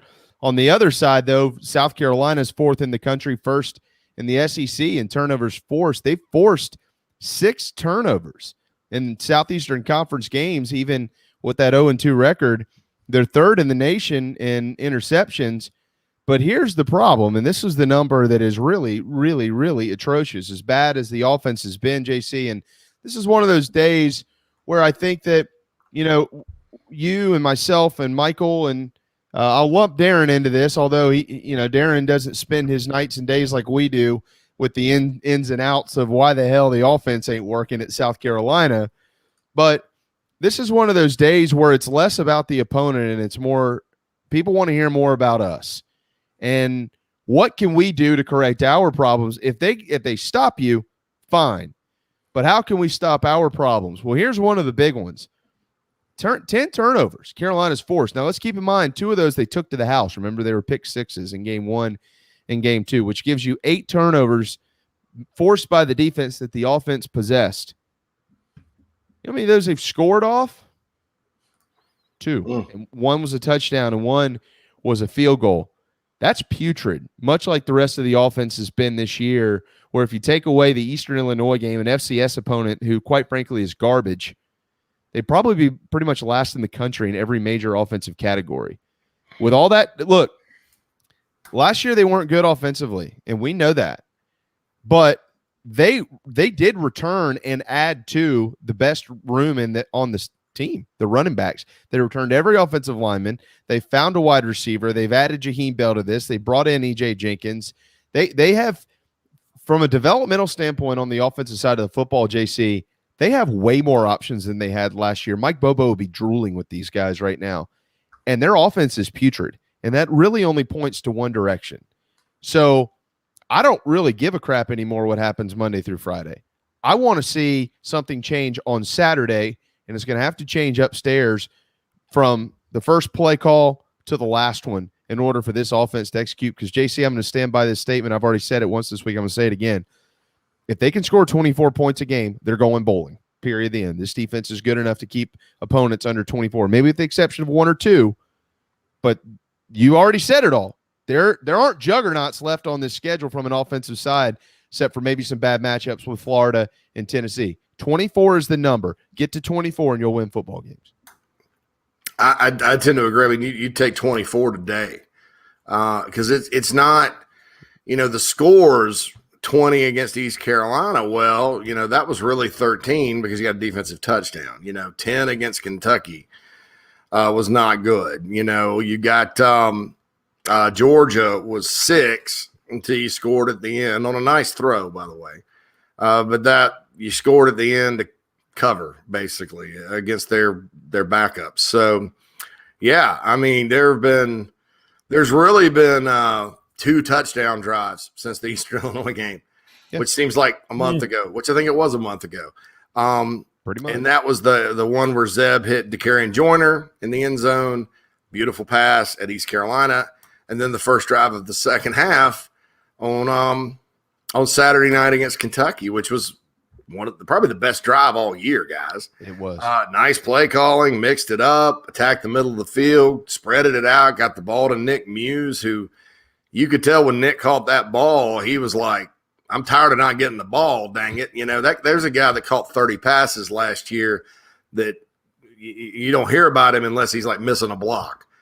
And again, I get back to 3 letters, NFL. And unfortunately, because lots of coaches mention the NFL and stuff like that.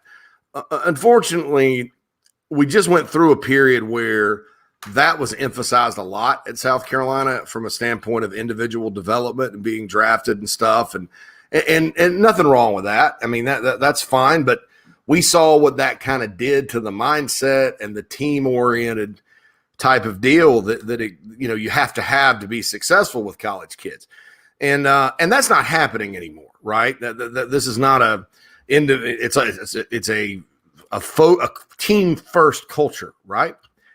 The NFL creeping into the offensive plan and design and play calling and all that stuff, that's what's kind of poisoning the well right now. And I think there's a difference between saying, okay, we're going to use some NFL stuff and NFL concepts. And I love Joe Brady.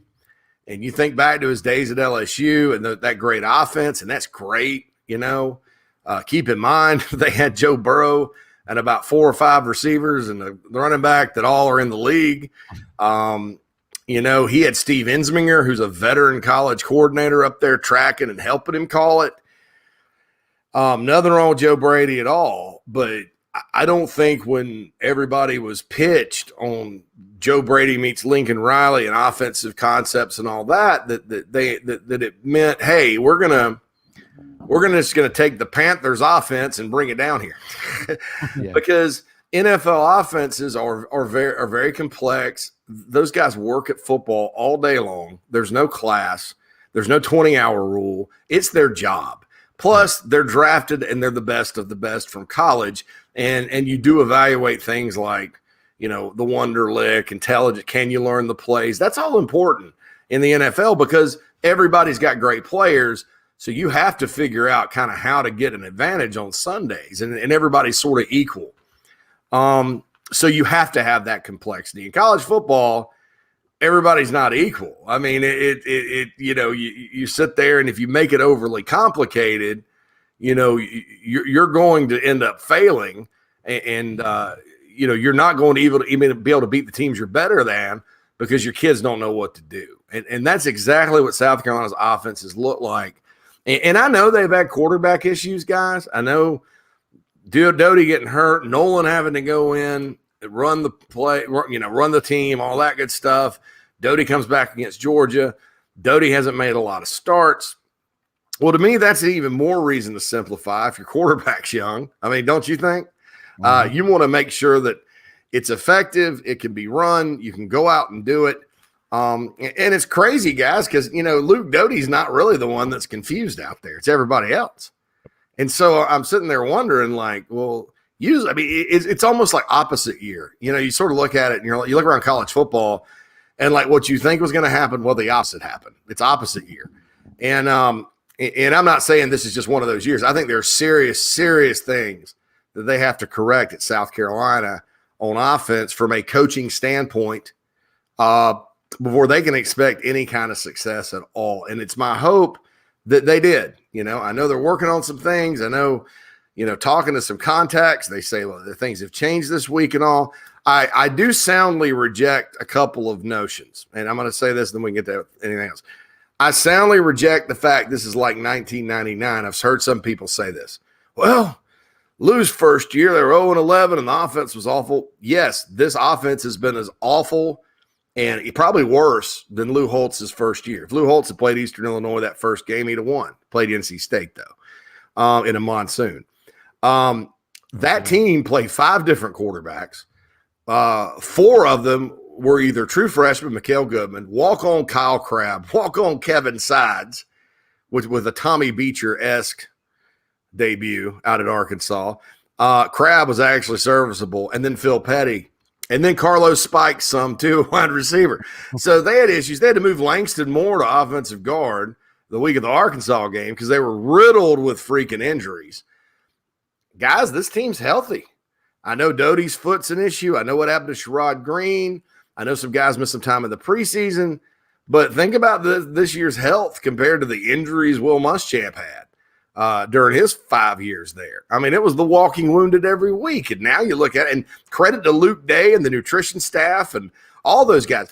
And that's what's so disappointing about this so far is you look and a lot of things have fallen into place. You have players that have never played well, playing good. You have guys that have put in the work and improved. You have a new enthusiasm and a togetherness that hasn't been existent here in a couple of years. You have a defense that's scrappy and quick and fast and is playing free. You have a guru coaching special teams and his kids get it and it's good. You got a head coach that wants to be at South Carolina, that loves the program, that thinks, this place hung the moon and this is where he wants to go win a championship. And then you have somebody trying to run an NFL offense and confuse college kids with 20 hours a week. And then we don't know if he's a good play caller or not, which is important as well. Well, through 4 games, I hate to say this, but he's not. No, and everybody, and there is a school of thought. Well, you got all these issues. How do you know if he can call plays or not? And that's I would say that maybe there's a chance if they fix everything that you can look up and go, hey, yeah, he called a pretty good game. We got out there, but right now it doesn't look like. I mean, you start looking at sort of the tendencies on first and second. Now, South Carolina runs the ball 62.7% of the time on first down, 65.7% of the time on second down. And most of the time it's the inside zone, which is the base running play, which is a base running play for a lot of bad offenses out there. It is for a lot of good offenses, but also a lot of bad offenses. And you look at it and, it's like, hey, when they get away from that inside run play, run to the outside, they do some different creative things, they're going a little further. When they spread people out, they're going a little further. So I reject the notion that this is some sort of like year zero type of situation. There are more good players on this roster than Will Muschamp had in 2016. He got to a bowl. Than Steve Spur had in 2005, and he got to a bowl. If you compare that first Lou team, obviously was decimated by injuries, but there are a lot of future NFL players on that team. And then you go back to the Brad Scott era. His first team, Sparky Woods, left him a gold mine and made him look like a genius for a year. Yeah. So this is not the worst situation a head coach at South Carolina has ever taken over from a talent standpoint. And you look at everything else, and that backs that argument up. I mean, how does who expected Jalen Foster to lead the country in interceptions? I did. Nobody. People were talking about, well, who's going to replace him? A Burns High School guy there. I'm proud of him. But and you look at the number of players on both sides of the ball individually, not team-wise, but individually. Nobody thought they were going to get a whole lot of Josh Vann or Brad Johnson or R.J. Roderick, who's becoming a turnover forcer, or Foster, like I said. Jalen Dickerson's healthy and playing a bunch of snaps. I mean, who knew that? The defensive line is very good. Damani Staley is making plays. It had the longest pick six in the history of college football time-wise. Y'all remember that run, Perry? Have I said this before? The Perry Orth run at Texas A&M in 2015? No, I remember it well. But I don't know if I've ever said this before. So Spur was gone. They beat Vanderbilt. 2015, it's a noon kickoff, A&M. I'm sitting at a bar in Greenville and watching it, and G.A. Mangus was calling plays, and I'm fired up for G.A., because I thought he'd get the best of John Chavis, and he did. So Perry Orth takes off around the end, right? And I look up, and he's open. He's got open grass in front of him. I look down, take a sip of my beer. I look up, he's still running. I look around, I check my text message. I look back up at the screen. He's still running. I look down, take another sip of beer. I look up, he gets tackled. It's like 5 minutes. That was how long Damani Staley's pick six took. But my point is, guys, it would be one thing if you're like from the individual players, if it were same old, same old, same old. And it's not. These guys have put in the work. They're playing hard. They're playing good. On offense, they're just confused. And that's coaching. And look, there's times when you have to get used to a new scheme. And there's times where there is adjustment, and that's normal. But not 4 games and not to this level where it looks like these guys have never played. Mm-hmm. It looks like you went over to Scandinavia, captured a bunch of bodybuilders, put them in football uniforms, and they go play. And they're like, what do we do? What do we do? Oh, I think this is our ballet step we have to take on the offensive line. And let's just let's shove the running. Shoving the running back in the back is the most Scandinavian thing ever, right? And it's just a dumpster fire. People talk about dumpster fires. There's different levels of it. This is a huge dumpster fire. The results are a lot like 99, but the personnel is not. And so I hesitate to use the word pray, but I pray that they have simplified this thing. Use some, use some ideas that they've come up with on their own to simplify and be effective, and then go let your players play, have fun, play loose, play free like the defense. They do that, they're going to be all right, man, provided the play calling isn't like a dumpster fire. Because once you drill all that other stuff down and you get everything down, if you're still calling terrible plays and, let's check into a run that, goes into the strength of the defense, that's not going to work either. So, yeah. I mean, that's the hope, is that this gets it together. And look, sometimes coaches go into situations and they overestimate, they think too much. These guys all love, eat, sleep, and breathe ball. I hate to bring up Kurt Roper. Kurt Roper, I think the worst thing to happen to him was spending a year with the Browns, because he came back he had to kind of get through 2016, and the calls once Jake took over were not that bad. It turned the season around. Yeah. You go into 2017, he tries to make Jake Bentley into Peyton Manning as a sophomore in high school, and then with Shi Smith, Debo Samuel, Hayden Hurst, Brian Edwards at wide receiver, Dennis Daly, who's in the NFL on the offensive line, Jake Bentley at quarterback, Rico Dowdle, who's in the NFL at running back, they go out and can't muster 200 yards against NC State, and we're lucky to win and struggle on offense most of that year. And so I think some of these guys fall into that trap. Mm-hmm. In Marcus Satterfield's case, you don't have to wait 2 years to figure this out. I mean, he can fix it right now. It's just a matter of saying, hey, look, slow down. This isn't the National Football League. It's college. We're pretty good talent-wise, not great, but not terrible. Let's go put our guys in position to win. That's coaching. Let's go put our guys in position to have success and then see what happens then. And then maybe add to it, and that's the deal. I mean, Steve Spurrier, look, I remember his first year. He's like, well, I'd like to run all kinds of fun and gun stuff, like all these formation stuff, but our guys can't do it, well, that's a Hall of Fame head coach, right? Yeah. I'll because I don't want to pin this on Shane Beamer at all. Ultimately, he's responsible for everything, but I kind of feel bad for him on this. Spurrier, is also the best offensive coaches in the history of the game. So, hey, let's do what our guys do best, and that sounds so simplistic, but every coach that's good that wins does that. Find out what your players do best, put them in position to win. If it's too complicated, dial it back and go play free. It was told this week by Contact. The offense needs to play free like the defense and special teams are playing. And if that happens, that has to happen through simplification and identification of your strengths, getting the ball to your playmakers, all that good stuff, and not on some complicated thing that, resembles calculus. When you have guys not blocking on the second level and they're blocking the same guy on the front level, and then you have two receivers running downfield, running into each other, fighting over who's about to catch the football, you have communication problems. Guys, I don't think I've ever seen that in college football. I've watched college football since 1986. I don't think I've ever seen it happen where two guys are in the same place running a route. I'm sure I have. It's just so rare and looks so weird. You almost think it's on purpose. Is that like a hook and ladder they're trying to run? You start to think that, because that's the only time I can remember seeing it is hook and ladder. Think about the guy that used to coach here.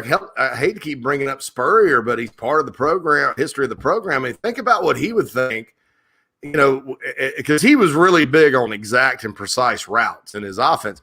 Think about if he was sitting there watching that at home in Gainesville. Oh, God, Jerry, look at this. Think about any offensive coach's reaction when you see it happen, not just once, but 2 or 3 times. Right now, for most fans, it's a hope and a prayer. We'll see which one comes true tomorrow. JC, before we get you out of here, we have 3 minutes. Okay, you to rapid fire. You have 11 games to pick in 3 minutes. Can you do that? Do I have a buzzer? Yeah, I got it, man. All right. Wisconsin and Michigan tomorrow afternoon, 14th ranked Michigan, noon on Fox. Wisconsin 2-point favorites at home against the undefeated Wolverines. Man, I'm going to have some faith in our boy Harbaugh, and they've surprised me all year. They've looked good. They've played clean football. Don't let the 7-point game with Rutgers fool you. Rutgers is good. Michigan. Tennessee and Missouri at noon on the SEC Network. Mizzou is a 2.5-point favorite at home. JC, obviously we're keeping our eyes on this one. Carolina heads to Rocky Top next week. Could be a big win for Josh Heupel going to his former stomping grounds. I still am not sold on Tennessee being any sort of good. Missouri can't play defense, though. High-scoring game. Missouri pulls it out, probably like a 42-28 kind of deal. Syracuse and defeated Florida State, they get to play. You're going to pick this game because we pick Florida State every week, and then for whatever reason, except for me, all y'all keep picking them to win. Are you going to do that again this week? They're 5.5-point favorites at home against 3-1 Syracuse. Syracuse defense is pretty good. If I have a friend that works at Florida State, so he asked me what I thought today. I told him I thought the Noles would win. I can't go back on my word. FSU wins like 20-17, maybe in overtime. This one might make people feel a little bit better if it works out in favor of the Wildcats. At 6 o'clock tomorrow night, Kentucky will host Florida. 10th-ranked Gators are 7.5-point favorites on the Commonwealth at Kroger Field. This series has gotten much better over the last few years. Remember, Kentucky ended the streak back in 2019. Can they upset the Gators, who all of a sudden have two pretty good quarterbacks? No. Too much offense for Florida. I still think, despite their juggernaut performance on Saturday night against a non-juggernaut, that Kentucky's got defensive issues. They're very susceptible. Obviously, Dan Mullen is like the opposite, of what they faced last week. So I'm going with the Gators to roll like 49-28. Love 9 o'clock kickoffs in the SEC, LSU and Auburn. Tigers, though, Auburn Tigers, haven't won in Death Valley since 1999. And right now, LSU is a 3-point favorite at home against Mike Bobo and TJ Finley, who played at LSU last year. Can Auburn, ranked 22nd, pull an upset? Something's been weird about LSU this year. Auburn will go in there. But look, man, Auburn's offensive line still has issues. I'm looking for I think if it's not a great defensive performance by the Bayou Bengals, Auburn could snap the streak in one of those surprising years. Sometimes streaks get snapped when you don't expect it. But, I don't have a lot of faith in the Auburn O-line. I think 24-3, something like that. LSU extends it. Coach O finds a way to get it done. Oh, yeah, Coach O. Go Tigers. They can't score in College Station. Defensively, they're okay, but they better be really, really careful because Mississippi State's coming to town tomorrow night, and Mike Leach knows just that. Does Mississippi State win? Mike Leach has beaten Texas A&M more than any other team he's ever faced in his career. He likes, so for some reason, he gets up for Texas A&M. Also, A&M has struggled historically against Mississippi State since they've come in the league. The series is 7-7. Mississippi State beat them in the Snow Bowl a few years back. They've beaten them 4 times since A&M's been in the league. Of course, a lot of that was Dan Mullen. Dare I say the Pirate goes into College Station and pulls out a victory. It was a tough loss for them last week against LSU, but hey, man, look, if Mississippi State can get just enough offense, A&M's got a really good defense, so if they kind of shut them out, that's different. But Aggies can't score, and you have to think that the Pirate will get just enough to win after what was a really tough loss to LSU last week. Clemson can't score either. They got Boston College coming to town tomorrow night, and somehow they're 14.5-point favorites in this game. Are they looking at their third loss of the year already, JC? Man, Boston, if Phil Jerkovich was still playing, the quarterback from Notre Dame that transferred in, that he got hurt, I'd pick Boston College. But at the Valley, you know they've been rallying the troops all week. Overtime loss last week. BC got their attention last year. Love Jeff Hafley. Think he's an outstanding coach. BC also sky high after beating Missouri at home last weekend in a shootout. I just have to think that Clemson's defense is going to be the difference here. Tigers may still not score a ton, but I think Clemson will win and Clemson will cover. That now, before Gamecock fans get mad at me, that doesn't mean they've solved all their issues. I'm just kind of looking at the matchups and the atmosphere, and it's homecoming. This just feels like a rally the troops. Let's go out and get a W moment for the Tigers. If they don't win, then I think it goes to like DEFCON 4 in Clemson. Keep in mind with Boston College, the reason that line is so big, they looked good last week. They've played Colgate, UMass, who they only beat by 20, and Temple, aside from Missouri. That's a worse resume than Troy's bringing to South Carolina. Yeah, well, Troy though doesn't have a win over an SEC team or an alleged SEC. Yeah, that is true. That is true. But yeah, no, Troy's played Liberty, so I guess that's their one big game. But yeah, no, BC, Ain't played nobody. But, dude, I still think Jeff Hafley's a tremendous coach. And, but I think because of what happened last year, Clemson almost lost. I think they're going to be ready to go and dialed in. And Boston College's offense, I think, is going to have a tough time in that kind of environment. Couple of top 10 matchups, JC. Arkansas at Georgia. Arkansas is a great story, and if they lose this game, it won't mean that it's not. But they're going to be between the hedges against the at least second best team in the country. You guys grew up in the 90s. You remember the prom? Like they play End of the Road by Boys to Men. Although we've come to the end of the road. This is the end of the road for Arkansas. Georgia. Undefeated dreams. Arkansas, love them. Love Sam Pittman. Love what they've done. Love their fans. Super happy for them. Not going to do it. Just think that Georgia's defense is too good. They're too prepared for what Kendall Briles is going to throw at them. I think they're equipped to slow a running quarterback. And I've liked what I've seen out of Georgia's offense since the opener. I mean, they did struggle against Clemson, but JT Daniels is hitting passes. If they don't have Daniels, they have Bennett in there. Their receivers are surprisingly fast. And then they got the best fresh tight end in the country.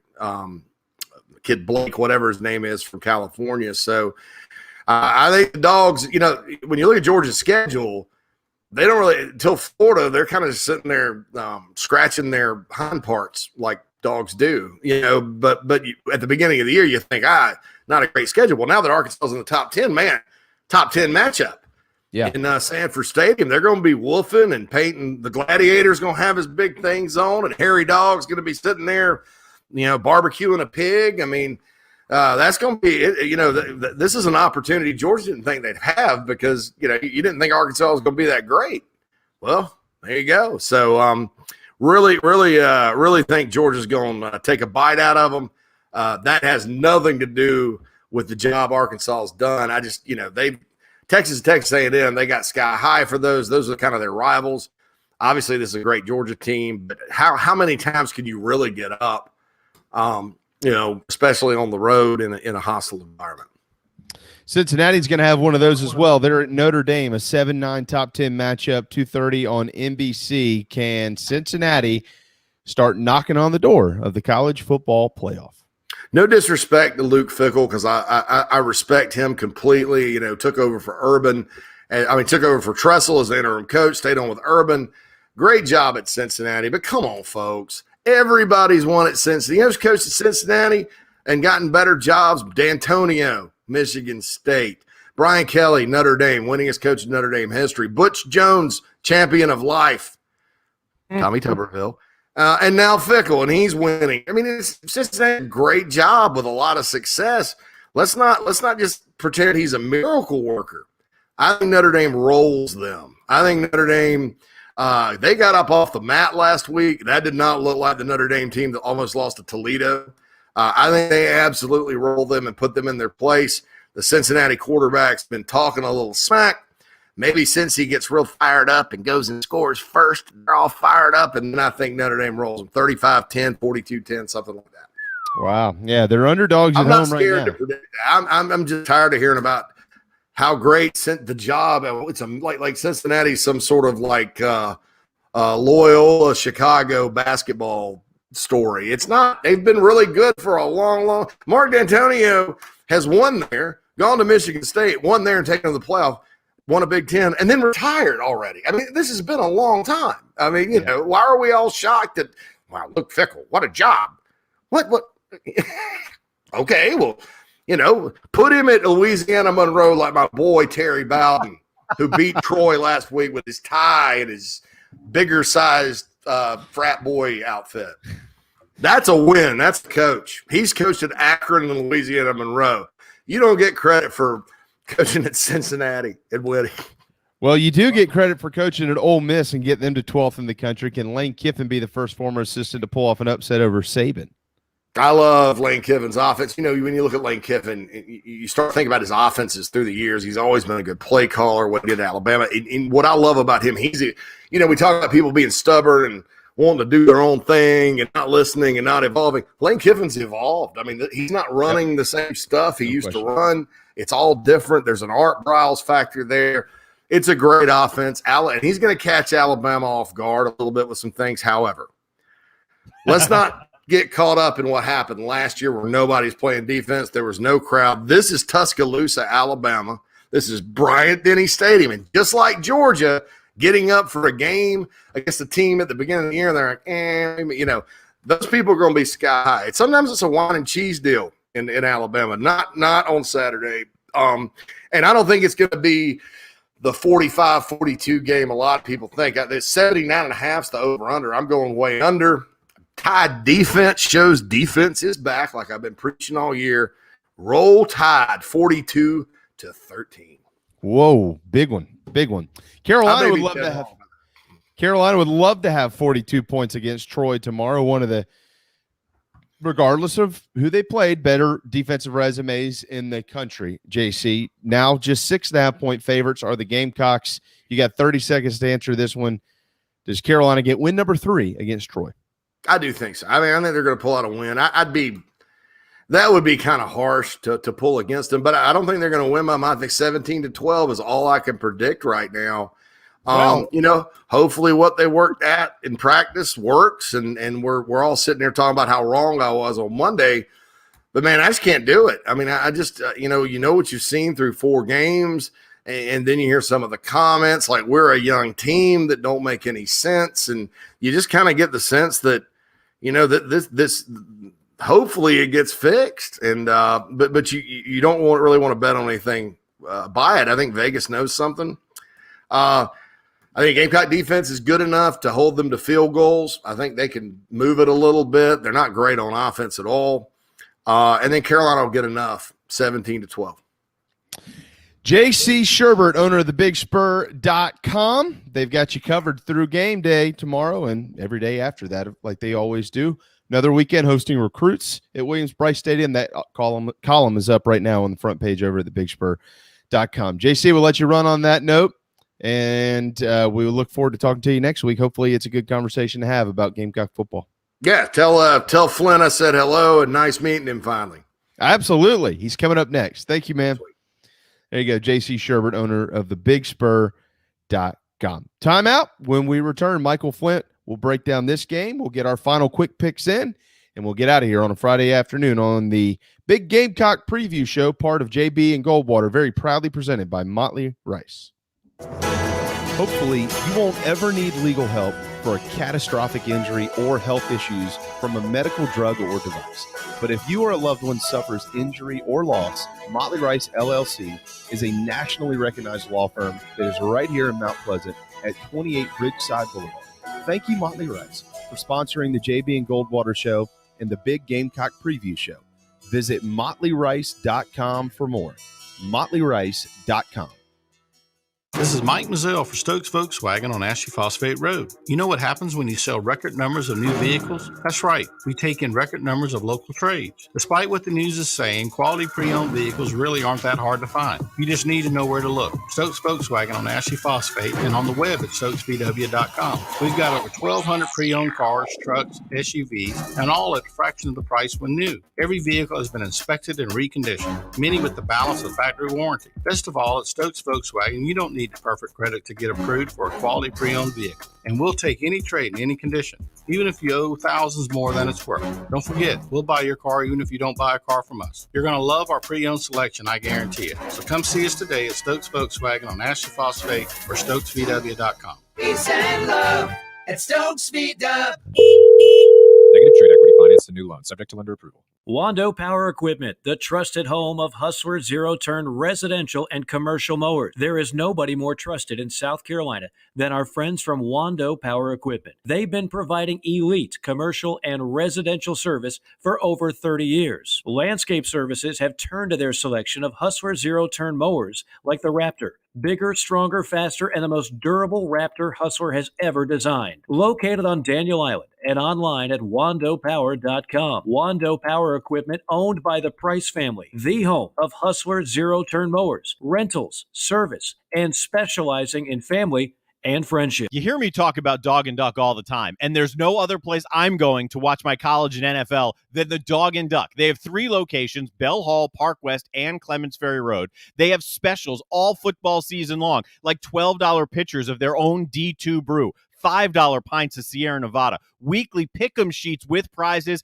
and the best wings in town, bar none. For all your football, college, and NFL, the Dog and Duck, Clements Ferry Road, Bell Hall, and Park West. Here's Hefner from the gun. Rolling out as he throws. Showing a big to the end zone. South Carolina. A circus catch. Brian Hayes. Now check that. Michael Flint. Flint made a super catch. Michael Flint is a guy that Gamecock fans have heard about, but they haven't seen a whole lot of him. Lou Holtz talked about him the last couple of years. He's a redshirt senior out of Mount Pleasant. He's been banged up for most of this season. Finally gets a ball thrown out and makes a spectacular catch. That was a great catch. That was September the 24th, 2005, the touchdown catch, and the only one of Michael's career. Michael Flint, former wide receiver at South Carolina. I know he remembers that well. This is now the second time that Troy has come to town since that game. But Mike, we figured we'd surprise you with one from the archives. What's up, brother? Yeah, what's going on? I don't know if I've heard that one in a long time. Well, there's a familiar voice on that call. Mike Morgan was in the booth up there that day as the analyst. The analyst, Mike Morgan. Yeah, that was like with the injuries, I had, 2 weeks before the season started, I had, broke my hand and I walked through practice just with a defensive back kind of coming in and kind of getting my hand twisted up and ended up having to have some pins put in. And so that was the first game back from that. So it was pretty exciting. I remember that day quite well. I know it meant a lot to you and your mom and your dad and your family. But all your friends, I know it meant a lot to all of us too. And I know that as much fun as the catch was, all the partying afterwards was pretty fun too. So, anyways, congratulations, Michael. It's only been 16 years. You're not getting that old. So hang in there, brother. Hang in there. All right. Obviously, Mike, we'll quick pick here in just a little bit. We only have about 10 minutes with you, and then we'll get you out of here literally in about 10 minutes. But there's just we're kind of limited now to what we even can discuss anymore. We know what's going on, and we can sit here and talk about offense versus defense versus offense, what Troy does well versus what we do well, yada yada yada. Well, this is pretty simple. Let me summarize it. Troy's offense isn't that good. Carolina's defense should be absolutely fine tomorrow on the lines of scrimmage and everywhere else. Troy's defense is pretty good, but they haven't played anybody. Carolina's offense has been horrible, but Troy's defense is better than East Carolina's. So by that logic, they're probably going to give the Gamecock offense a little bit of trouble unless they can get some things shifted around. Apparently, there have been some changes this week, and we'll see what those look like tomorrow in practice, Mike. But my question to you is this. It doesn't seem on game days through 4 of them like Marcus Satterfield has had much of a feel up there for calling plays. What does it take to find that as an offensive coordinator? Yeah, that is. I think Darren, remember what Darren said last week. After 4 games, you are what you are. And, I think he nailed it. I think from a scheme standpoint, I see us doing a lot of zone. I haven't really seen a whole lot of creativity as far from a run blocking standpoint. It seems like almost simplified it. We hadn't been good at getting to the second level. There's times where I've seen a center or a guard, kind of chip a guy to help with the guy next to him to help him get leverage, but then let the guy run right through the gap and through the hole. And I've seen at times where you got Jaheim Bell coming down the line. You got Nick Muse, with a, blocking the end guy. And, Bell is kicking out the same guy that Muse is blocking, and rather than getting upfield and acting as a lead blocker. So, I question some of those things and some of that from a scheme standpoint. I just, it's a little bit confusing and baffling, but, I have seen on some of the, pass block, on one of the sacks that I think it was in the first quarter, early second quarter, where I think it was, Moore just kind of let the guy run right by him. And I don't know if Nichols was supposed to peel back and kind of act as that, tackle kicking the guy out due to the way the front was configured, but they both just looked confused and didn't know if one was blaming the other or if one just missed it. So it's difficult. It's hard to pinpoint a lot of things. And, there's a lot of execution problems where we're missing, we're missing blocks, and it's just, one guy, and it just calls, blown plays. So I think getting a little more creative. I think we need to utilize, like I've said before, the screen and draw game. I think we got to get Marshawn Lloyd the football more. I think we got to get Zaquandre White in there more. I think we've I almost feel like we've kind of pigeonholed ourselves a little bit, and I don't know if we've had to skinny down the playbook because of knowledge and personnel or what the issue is. But it's got to, we got to open it up a little more and get a little more creative and kind of build off plays of what we're doing. So it's a tough call, but there's a lot going on and a lot that needs to be fixed for this offense to get back on track. Yeah, I mean, Luke Doty, I think, has been serviceable, Michael, over the last couple of weeks. He hasn't been necessarily himself, but he's been serviceable. I mean, it's not like they're out there just turning the football over and over. I mean, what is the one thing, if Shane called you today and said, look, I need you to call the game for me on Saturday, and I get it, you can't just change things overnight. You've been working on stuff for months, but what is an adjustment you think would need to be made? Something that fans could recognize. They could look out there and go, oh, you know what? This does look a little bit different. I think just building off of the base, kind of, we've run a lot of quick game type stuff, getting guys into the flat, a lot of quick stuff. But, building off that quick game, when you got a guy hitting the flat, pump it and, run a wheel route up the sideline. Or, we've run that, the little running back flare. We've thrown that a few times, build off that, pump it, and then hit the receiver in the hole shot. I noticed there was one that, the corner, and I think it might have been I think it was a coverage, if they were in cover 2. So we flared the receiver out. We had to carry on in motion, and he gets up the sideline. Well, the corner's sitting almost 2 yards off the line of scrimmage right there, and, with his responsibility in that coverage of right there in Kevin Harris's face. So it was DeCarrion Jordan was wide open in that hole shot between the corner and the safety, 15 yards up the sideline. So it's just recognizing those kind of things and building off of it. I think, building off the run with some play action and bootleg and getting Doty out the pocket. I don't know how comfortable he is on that foot. I don't think any of us do, except the folks that are inside the building. But, building off of some of our base plays and kind of getting down, utilizing that to get down the field. So I think that's one thing, that we could do that's just a start, to try and build some momentum. How much will that help run the football, Michael? We all know they have to run the football. Those guys are incredibly talented. I'm sure they're very frustrated. Everything you just described, how does that help the run game?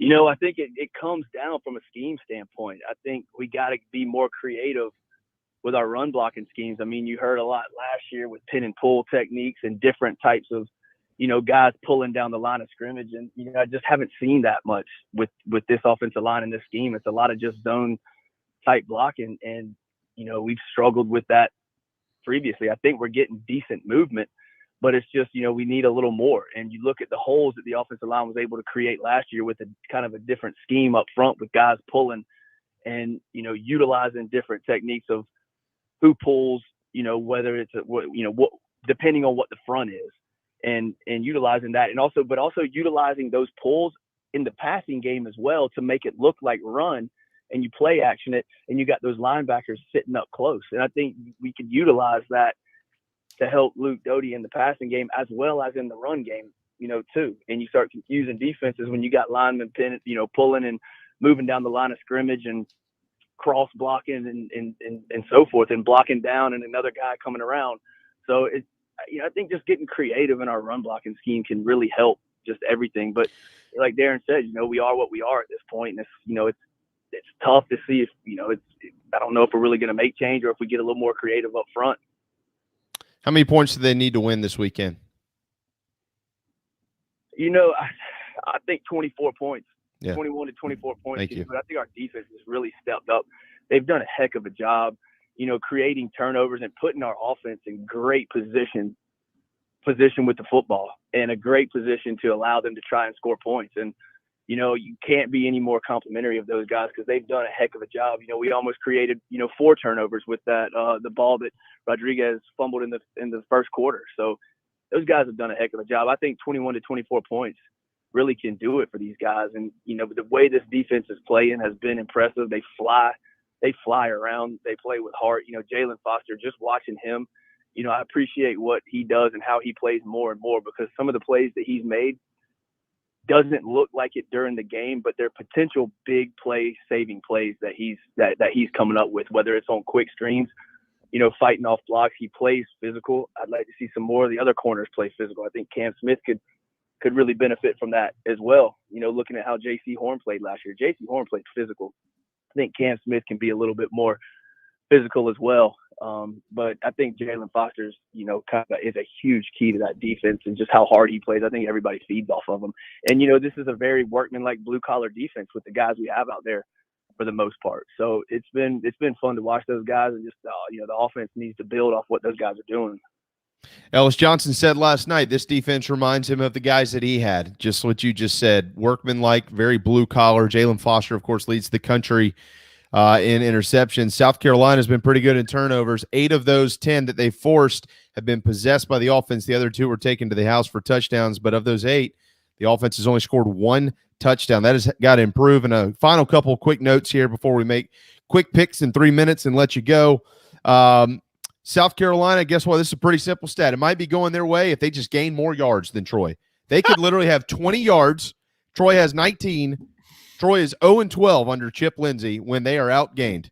Unbelievable. And if they're leading after the first quarter, guess what? Troy's 1-11 under Chip Lindsey. So Carolina, outgain them and lead after the first quarter. Looks like things are going to be going your way against the Trojans tomorrow. Maybe a 3-2 type game, but who knows?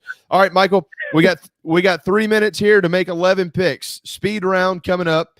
JC has made his LSU and Auburn, 9 o'clock ESPN tomorrow night. Auburn hasn't won in Baton Rouge since 1999. Who wins?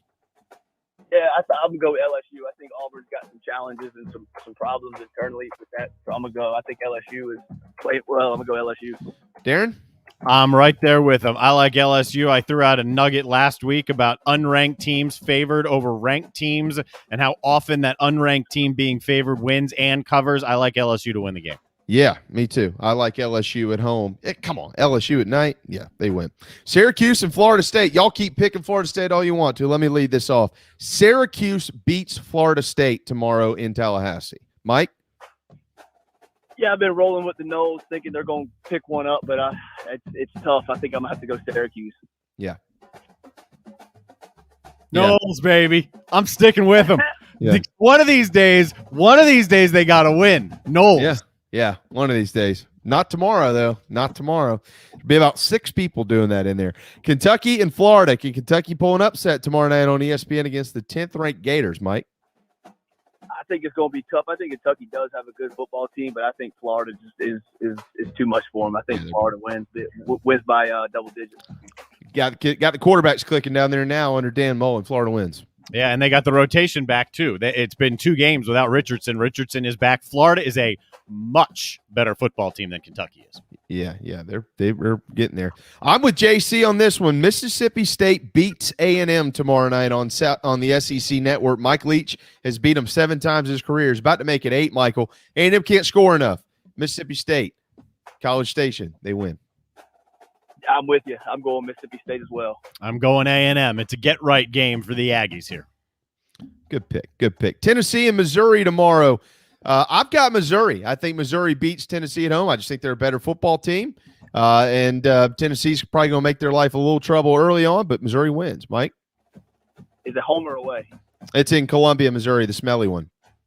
Yes. I think it's going to be a battle, but I'm going to go with Missouri. I'm going Tennessee. I think their offense is – I've been higher on Tennessee than pretty much everyone now for a couple of weeks. I think Tennessee is better than a lot of people give them credit for, especially on offense. Missouri's defense is not good. I think Tennessee wins this game. I think Bama beats Ole Miss. Love the Lane Kiffin story. I'm not with JC. This is not a 29-point blowout, but Bama does win the game, Mike. I think we have a good game here, a good competitive game. I think Ole Miss gives them a scare similar to Florida. I think Ole Miss is a good team, but I think Alabama wins it. Yeah. This is one of those games, obviously, that we're keeping a very close eye on. I think it's close for a while. The question is, how long is it going to be close? I don't think Ole Miss has a chance to win at the end, but it wouldn't shock me if it's close enough that they do at least have that chance at the end. Alabama wins, but closer. Michigan goes to Wisconsin and wins as well by a touchdown over the Badgers. Michael? Ooh, that's a tough one. I think Michigan's kind of they're stepping up for old Harbaugh, but I'm a roll with the Wolverines. I'm switching my pick. I said yesterday I'm going to go Michigan. I'm not. Wisconsin's tested. Michigan is not. The only time they were tested was against Rutgers in the second half last week. It's the only time they've been really slowed down. Wisconsin's defense will be too much for Michigan. Georgia's defense will be too much for Arkansas. Dogs win by at least 10 against the Hogs tomorrow at noon on ESPN. Yeah, I think you've seen how good Arkansas can be. I think you're going to see a dog fight. I think it's going to be a good game. I think it's going to be close, but I think Georgia wins. Yeah, I'm there with you. I think Georgia wins this game. Arkansas can't out-physical Georgia, and that's how they've been so good so far. Nothing better than a dog and a hog in a pen somewhere. Notre Dame and Cincinnati. Notre Dame's going to do what they do every year. They're going to get you right there to the top four. They're going to get their rear ends kicked in the playoffs, so they'll beat Cincinnati tomorrow. Mike? You know, I think Cincinnati can pull. I think Cincinnati can pull this off. I think they got a good team, and I think Notre Dame is vulnerable. And I'm going to roll with Cincinnati. Yeah, I'm right there with you. Cone is not 100%. He might be getting better. It's an ankle injury. Notre Dame did not look good when he was not in there. If he plays, he's not at his best. Cincinnati is flat out a better football team. They will win this game. Clemson is a better football team than Boston College. If Jurkovich was playing, I'd pick BC to beat them tomorrow night. But he's not. Clemson defense wins at home, 7:30 ACC network. Michael? Yeah, I think Darren made a heck of a pick last week. I remember it, and I think it's going to be a good game. Clemson's got to find some offense. I thought they would have done that, but I'm gonna stick with the Tigers. Ugly game, but they won. Yeah, you got to go with Clemson. Yeah. And finally, South Carolina. Mike, do they beat Troy? They do. I think we find a little sparkle to offense. I think we start to kind of click a little bit and we start to figure it out. I think we have to, or it's going to be a long rest of the season. But I think we start to get there, and I'm going to go with the Gamecocks. I said it before. It's one of the harder games. I have a good feel for the Carolina team. I have all year long. This is one this is going to be an ugly game, just like ECU. It'll be ugly. I don't think Carolina gets to 21 or 24, but I don't think you need to in order to win this game. So Carolina wins, and we still have the same questions and same discussions next week because of how ugly it was in a win. Yeah, I think they do a couple of good things on offense, but it's still not consistent. I think the defense forces points. I do think the defense gets a score somewhere, and I think that's what gets Carolina somewhere up into the 20s. It'll probably be a pretty crappy game, but they're going to win, and they're going to get to 3, and that means they're halfway to bowl eligibility. Mike, we'll let you run on that note. Friday night football, brother, high school. There's some good games on in college. I know that you'll be probably drinking by yourself, so I'll give you a call. Sounds good, fellas. Y'all have a good one. There you go. Michael Flint, former wide receiver at South Carolina, caught a touchdown against Troy September 24th in 2005. If you missed the video and you're just tuning in, go back and check it out because this show is over. Darren and I are going to take our services elsewhere. Thanks to JC, Michael, and Raphael. I know that we're in overtime of the JB and Goldwater show and the Big Gamecock Preview Show, but that's what happens when JC gets fired up and keeps talking. Next week, Darren will hit the mute button. No, I'm just kidding. JC was excellent today. What he said needed to be said, and if you missed it, you might want to go check it out here. It's part of our program. As always, thanks to Darren and thanks to all of you. Have a wonderful, wonderful weekend. We really appreciate you joining us here on the JB and Goldwater show and the Big Gamecock Preview Show, both very proudly presented by Motley Rice, driven by Stokes Volkswagen, and served by Whiskey Jam. We'll see you Monday at noon.